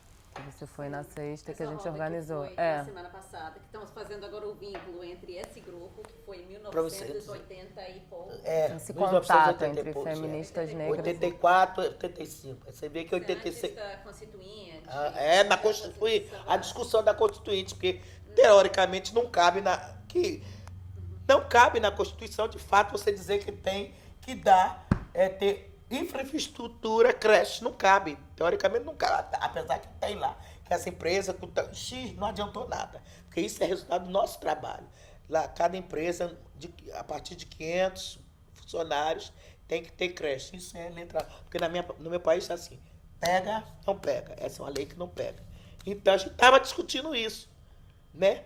Mas eu dizer para discutir uma especificidade, uma questão da mulher negra, foi a primeira vez. Eu falei, Giovana, eu acho que é a primeira vez, que de repente pode ter acontecido. Tá? Aí, quando foi lá, muitas colocaram essa como é que a gente chama? Quando uma coisa é a primeira vez? Olha, Pioneira. pioneira. Olha, 2014, é mole? Quase 30 anos. 30 anos mais tarde. Rolando esse barraco desse não, porque é um não diálogo.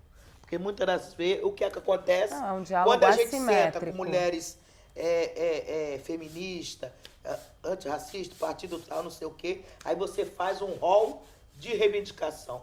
Você não constitui um documento ou uma plataforma em que essas questões estejam dentro de uma lógica, dentro de uma racionalidade e tal. No meu país, a gente ainda não conseguiu isso. E até hoje também, as mulheres, mulher trabalhando nessa atividade produtiva, o ser mulher não tem menor. Você não tem esse. O país não reconhece, nós somos mais de 50% das mulheres que da economia do nosso país, mas não tem.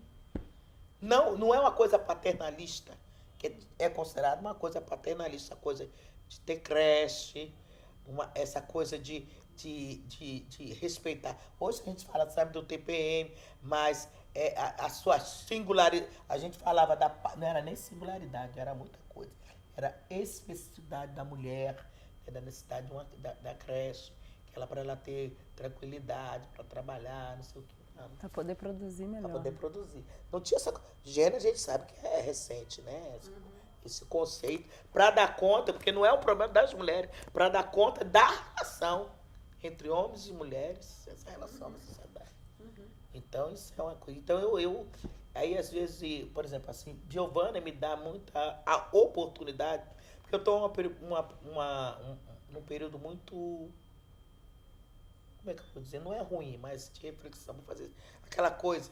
Eu não tive nenhum problema dos 40 para os 50, nem dos 50, mas dos 60, eu tenho depois uma reflexão. Eu estou com 60 anos, hipertensa. Não. Aí eu fico lembrando de Lélia, que não chegou a essa altura, Beatriz muito menos, e outras. Morreu com quantos anos? Lélia com 59. Beatriz com 53. Beatriz Nascimento. Em defesa de uma mulher, eu tenho que falar o nome delas. Aí Georgina, que é o nome da minha mãe, do meu pai Oswaldo, que eu não falei, né? Pai e mãe, fala o nome que é bom, né? A mãe Georgina foi assim, a mesma coisa, aquela referência que eu tenho dela, e a mãe dela, minha avó Merinda, essas mulheres negras que é isso. Mulheres de sustentar quando seu marido fica desempregado, que ela vai vender empada, vai lavar roupa pra fora e dá força pro cara. Entendeu? Meu pai não bebe, mas eu sou grande, assim, de mulheres negras aturarem o alcoolismo, que o homem se sente derrotado. uma coisa. E não perder os filhos pro crime Não também, perder, né? entendeu? É isso. Geralmente morando em bairros pobres, então É isso que você vê. proximidade. Você vai Tendo que trabalhar fora e deixar as crianças. Então, aquela que ainda tem um marido dentro de casa, ou então com muitas daquela coisa, que aí um filho e uma filha ser criado desse jeito, isso também é uma outra coisa que causa um dano terrível. Aí você vai para a Baixada, para os bairros do subúrbio, não sei o quê. Os bares, que são os botequins cheios. Que aí o cara trabalha, o domingo que ele tem com a família, ele vai tomar a cervejinha dele, entendeu? Ele não quer perturbação. Mas a mulher negra tem que fazer a comida, não sei o quê. Às vezes é aquele período que, como eu vi, tá fazendo faxina na casa. De arrumar, de ver a roupa dos filhos. preparar pra semana, né? Na semana. E aí você vai encontrar o quê? Uma mãe e uma mulher estressada, cansada. Acabou isso? Permanece. Ainda tem, né? Ainda tem muito disso. Muito disso. E você, Giovana, você está se concordando, mas você vê uma diferença entre a sua percepção do feminismo e da sua escolha de entrar nessa área acadêmica e na sua militância de especificamente focalizar em questões do gênero, da mulher negra? Eu acho que feminismo, né? Você estava até me perguntando que eu fui da UFRJ para a UF, do Flávio para a Raquel. E o Flávio, por sinal, foi o meu grande incentivador, porque na época eu já estava desenvolvendo pesquisa sobre imagem das mulheres negras na literatura brasileira, que foi o meu mestrado, que eu trabalhei com história e literatura. E assim, o Flávio falou, olha, eu acho que você tem que, você pela pesquisa que você está fazendo, por quem você é, vai ser muito bom para você ter a oportunidade de continuar a tua vida acadêmica com uma historiadora feminista. Vai ser muito importante. Então, assim, ele foi meu grande incentivador também nisso. Ele não ficou, não, você tem que ficar comigo, porque eu que te fiz, então você tem... Que a gente sabe que isso rola também na academia, né? Então, eu cheguei lá na UF, né, com a Raquel Soiete, que a essa altura eu também já conhecia, de nome, de ter lido, né, que é uma grande, incrível feminista, acho ela maravilhosa. E aí virei orientanda dela, e foi incrível, porque ela, com toda a generosidade, a humildade, o brilhantismo dela, ela falou, olha, eu vou aprender com você, porque eu conheço muito pouco de feminismo negro. E assim, na verdade, assim, a minha tese não era nem um trabalho sobre feminismo negro, porque eu estava estudando imagem das mulheres na literatura do século XIX, com literatura como fonte histórica, mas eu imprimi no trabalho um cunho feminista quando, através da leitura dos documentos, eu fui tentando ler as entrelinhas e perceber possibilidades de agência dentro dessas personagens também. Então, por isso também cruzei um pouco a documentação com processos criminais, não fiquei só na literatura. E eu acho que, assim, a Raquel foi uma grande inspiração para isso, né? Eu acho que ela me estimulou muito e foi fundamental. O mestrado foi fundamental, assim, para eu me compreender, me consolidar, não sei, não gosto dessa palavra, mas me formar como uma historiadora das mulheres negras, uma historiadora feminista negra. E aí eu digo feminista negra porque eu já estava muito crítica àquela discussão antiga que a gente tem na historiografia, né, da diferença entre história das mulheres e história das relações de gênero. Então, eu já estava totalmente baseada na história das relações de gênero, porque eu queria estudar as desigualdades. E o que me fez querer estudar as desigualdades não foi o fato de ser mulher ou o fato de ser negra. Foi o fato de ser mulher negra. Por isso eu não consigo entender um feminismo que não seja interseccional. O feminismo, para mim, essa palavra é muito ruim, né? Sobretudo para discutir gênero, mas ele é naturalmente interseccional no meu entendimento. Então, eu acho que isso foi fundamental para esse desabrochar mais formal, assim, de me entender como uma feminista negra. E de lá para cá, tudo que eu tenho feito em termos de pesquisa, pensando nessa coisa de um ativismo acadêmico, tem sido dentro dessa perspectiva de um feminismo negro. Então, eu penso muito que o feminismo, ao menos para mim, ele tem a ver com posicionalidade, tem a ver com um estilo de vida, né? É um estilo de vida no qual você procura estratégias para lidar com as opressões. Então, assim, eu não acho que o feminismo é a luta das mulheres por uma igualdade em relação aos homens. Eu acho que essa é uma definição muito simplificada, muito reducionista do que é ser feminista, né? Eu acho que o ser feminista, e para mim, ser feminista negra, que eu acho que é indissociável, né? E nós que somos negros temos sempre que estar adjetivando o negro, porque a norma é a branquidade, né? Então, eu acho que esse ser feminista negra, quando eu falo em posicionalidade, tem a ver com os caminhos que você escolhe também para não aceitar a desigualdade, né? Para criticar, para produzir reflexões e ações críticas frente às desigualdades que se colocam para você diariamente. E eu acho que o legado do feminismo, né, especialmente do feminismo negro, para essa luta contra as desigualdades é muito grande, né? Então, eu acho que o movimento feminista negro é, sobretudo, um movimento de humanização, né? De luta pelo reconhecimento de luta pelos processos de humanização dos sujeitos. Eu vejo muito dessa forma, né? E aí, quando a gente fala em humanização, entra tudo, né? Respeitar os saberes da mulher que não tem a bica na sua comunidade, até os saberes de uma mulher hoje como eu, uma professora negra que está fazendo livro, que está fazendo tese, que está orientando pessoas.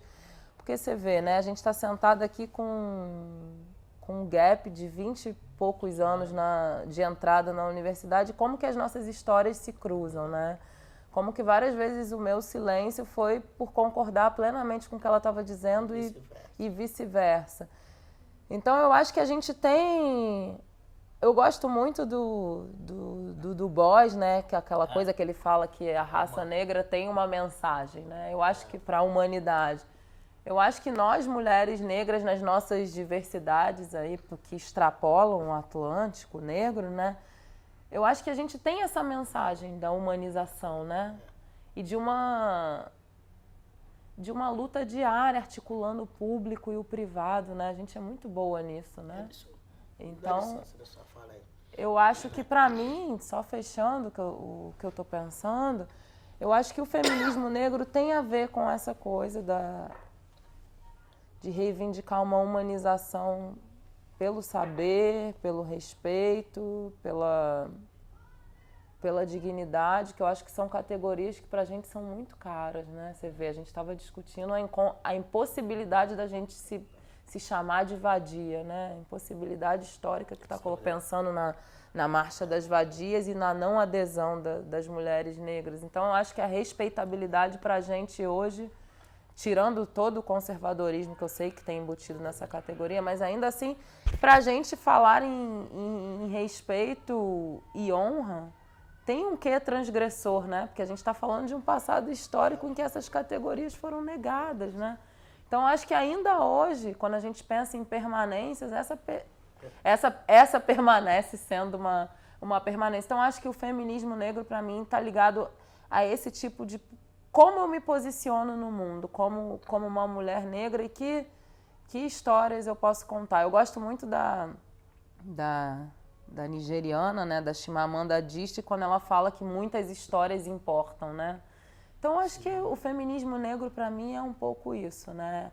São as muitas histórias que importam e como essas muitas histórias que importam, contadas e feitas por mulheres, em especial por mulheres negras, podem fazer toda a diferença. Então, eu vejo muito dessa maneira. Eu queria falar duas coisas. A humanização, quando ela estava falando muito bem dessa coisa da humanização, que é isso, né? O ser humano que tem em mim e você ali, que seja respeitado. Eu fico, e que a gente tem muito o que ensinar, que trocar, que dar. E aí, ela, da minha hora mesmo, reportei uma coisa que eu ouvi ela falar e você vê. A maioria dos negros que assentem essa história. Olha o braço, olha a coisa, é isso. Mesmo que nossas mães, nossos pais, nossas tias, nossas outras façam isso e elas fazem, mas é porque, na verdade, muitas vezes minha mãe, não, porque olha, Betinha, você, eu sei, eu não vou morar perto de você, se você casar, eu não vou morar com você, perto de você, porque vai voar a panela todo dia. E quando você estiver trabalhando lá com os brancos lá, você vai jogar tudo em cima. Minha mãe achava que eu ia. Minha mãe achava que eu era muito briguenta. Ela achava que eu era uma menina inteligente e briguenta. Então ela achava que eu tinha que ser uma menina bem comportada, uma coisa assim. E não consegue. Por que não consegue? O que tem que experimentar, que cuidado dessa experiência que a gente pode passar para os não brancos, né? Essa vivência, essa humanidade. Tem uma coisa interna na gente que é possível. Por que não? Por que a gente não pode ser o que é?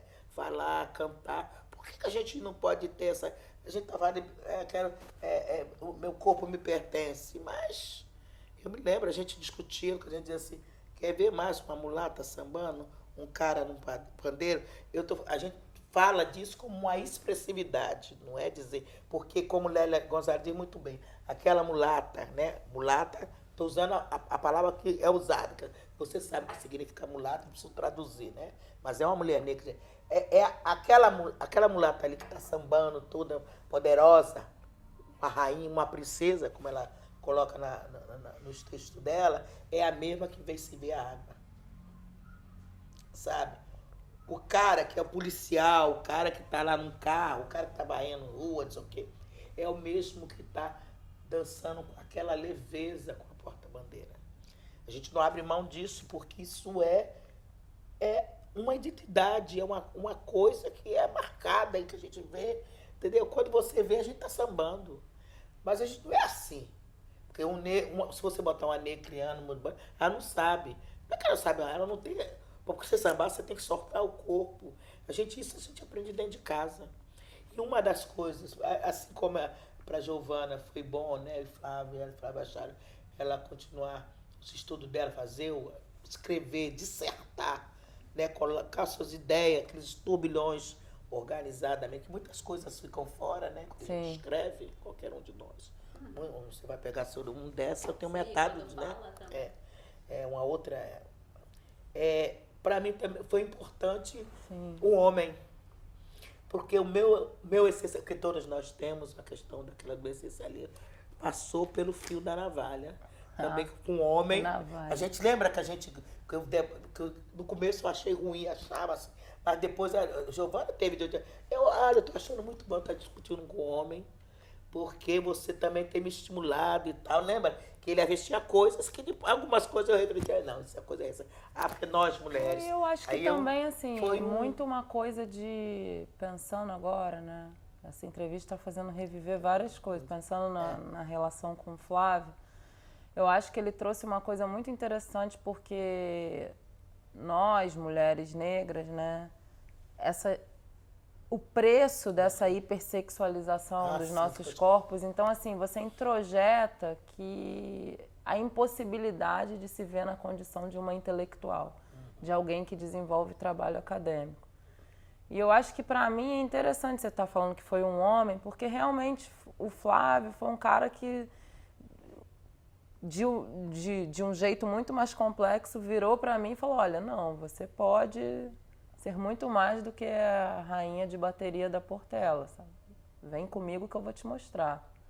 Então, eu acho que isso foi muito marcante, né? Eu acho que, assim, por isso essa coisa da rede pra gente também é muito cara, né? Construir uma rede de interlocutores negros e negras. Muitas vezes a gente faz... Aqui no Brasil nem tanto, mas é muito comum fazer trabalhos só com autores e autoras negras para fortalecer a rede e tal. E eu acho que isso foi fundamental, né? Você, num dado momento, imagina, hoje eu sou professora doutora com pós-doutorado na UFRJ. E o quanto, quando eu estava lá na escola e que meus amigos ficavam falando que eu não... meus amigos me diziam que eu não podia ser fotografada porque ia manchar a foto. O quanto que era incompatível me imaginar nesse lugar. E é uma experiência muito interessante porque, bom, o ser humano é cheio de contradições, né? Então, hoje em dia, eu encontro vários desses meus amigos brancos que estão em situações, assim, lamentáveis, sabe? Que não ascenderam social, que não saíram do lugar, literalmente, que continuam ali naquele mesmo lugar. E aí, quando eu falo, e o que você faz? Então, eu sou professora na UFRJ. Você? E aí, agora eu sou abusada, né? Então, agora eu falo, por quê? Preto também dá aula. E aí fica aquela situação, aquele constrangimento por alguns segundos. Então, eu acho que o feminismo também tem isso, né? O feminismo negro em especial. Te mostrar que você pode escolher, a coisa da posicionalidade, você pode escolher o lugar onde você quer estar. Não é uma livre escolha fácil, né? Eu quero azul ou rosa, não é isso. Mas, assim, você tem as ferramentas para construir, você tem a tua caixa de ferramentas para construir o teu caminho. Então, eu acho que isso é uma dimensão importante também, né, Beth? É, claro, fundamental. Que quando escreveu sobre o lugar de negro, que na verdade a sociedade diz qual é o lugar de negro, nas cozinhas, não sei o que é isso.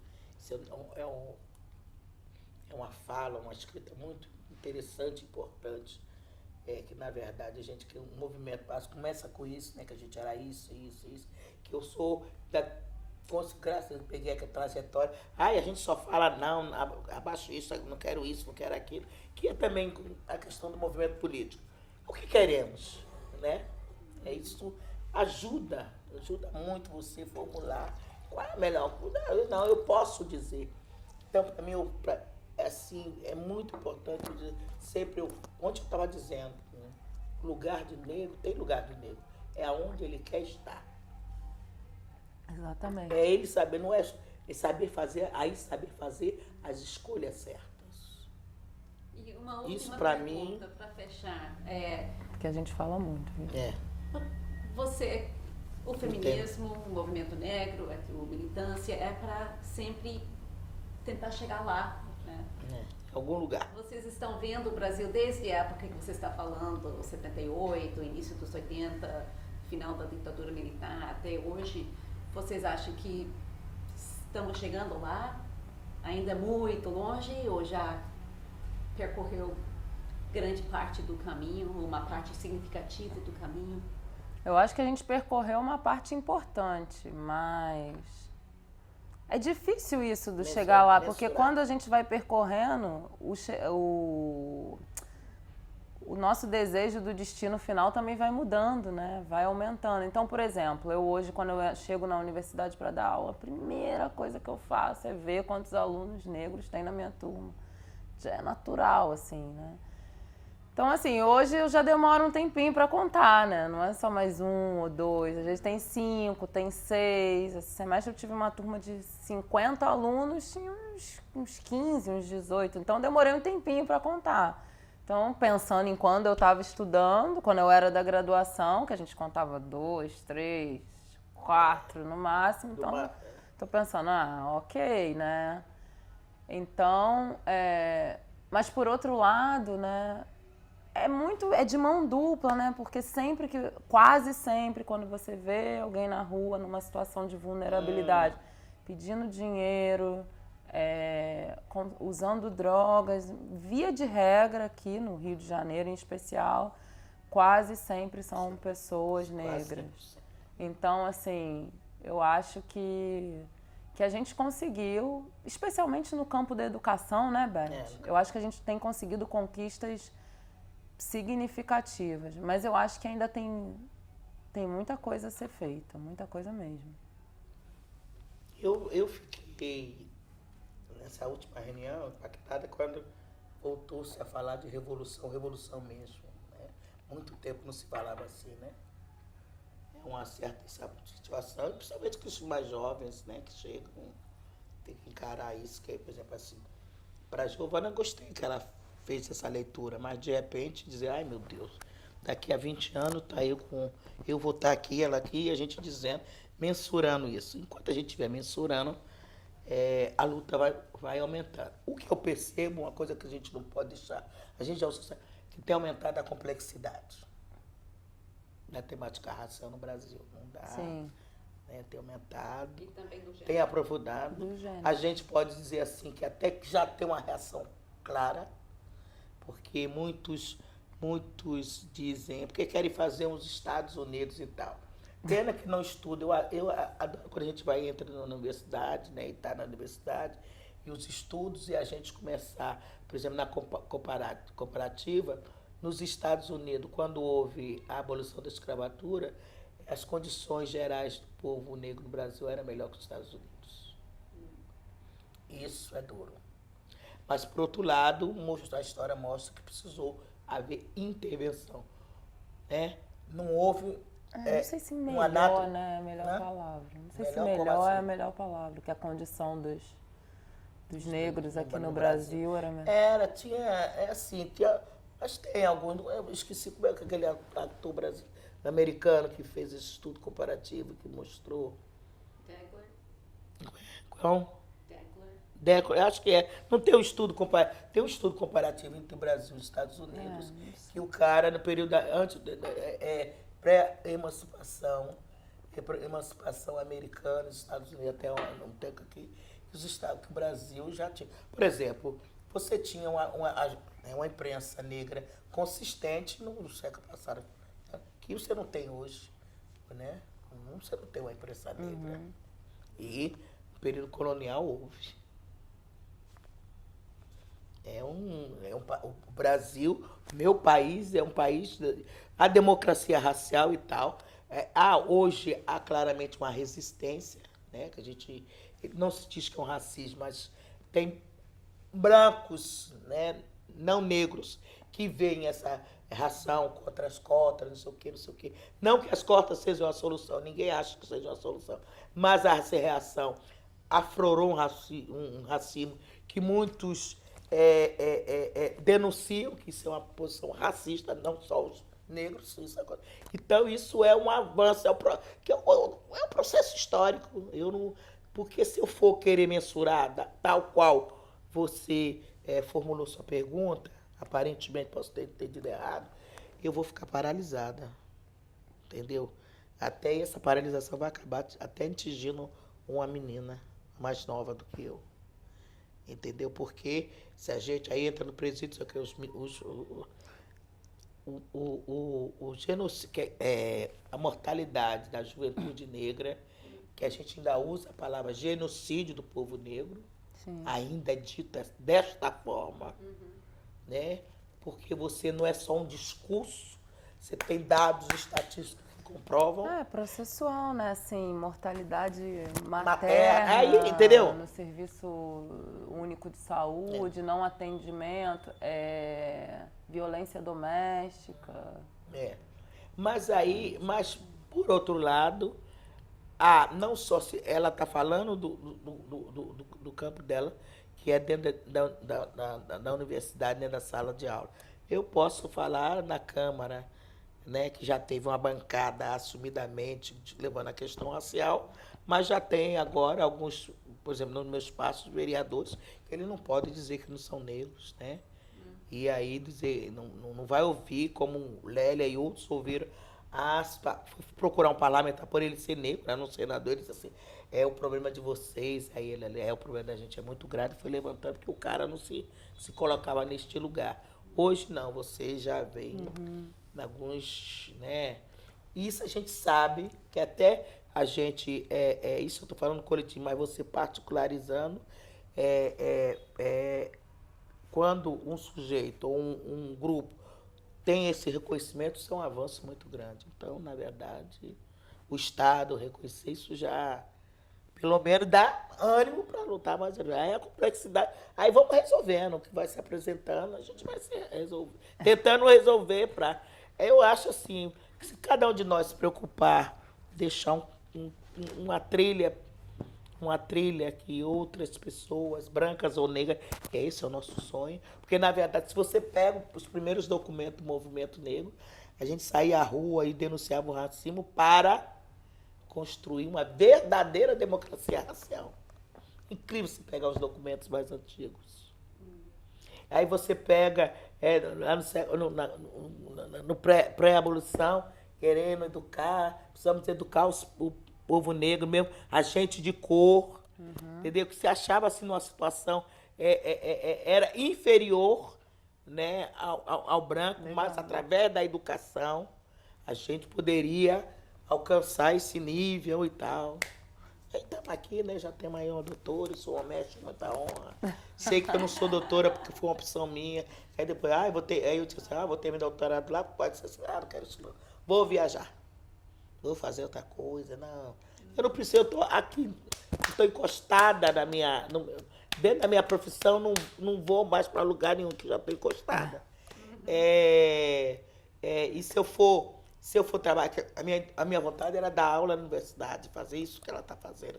Vou pegar todo o meu conhecimento agora, né? Eu tenho uma régua com passo, tenho o aval da academia, ela não me deu lá um papel, então, que me diz, então. Mas aí depois eu falei, não posso fazer isso por outro lado. E aí eu desculpo que para sair do meu emprego, o que eu vou deixar de ganhar onde eu ganho é o que eu vou receber para ser professora universitária, assim, particular, não pensei. Eu não vou, jamais vou tentar uma carreira a nível federal, ter que trabalhar até 70 anos. Isso eu não quero, não. Por isso que eu gosto do Candeia, né? O samba muito bonito do Antônio Candeia Filho, que ele fala: cante um samba na universidade e verás que seu filho será um príncipe de verdade. E aí daí então jamais tu voltarás ao barracão. Acho que resume bem, né, a nossa caminhada. Muito obrigada. Nada. A gente passou o tempo, mas foi... vai editar, né? Não. Ah, não? Vai ficar assim mesmo.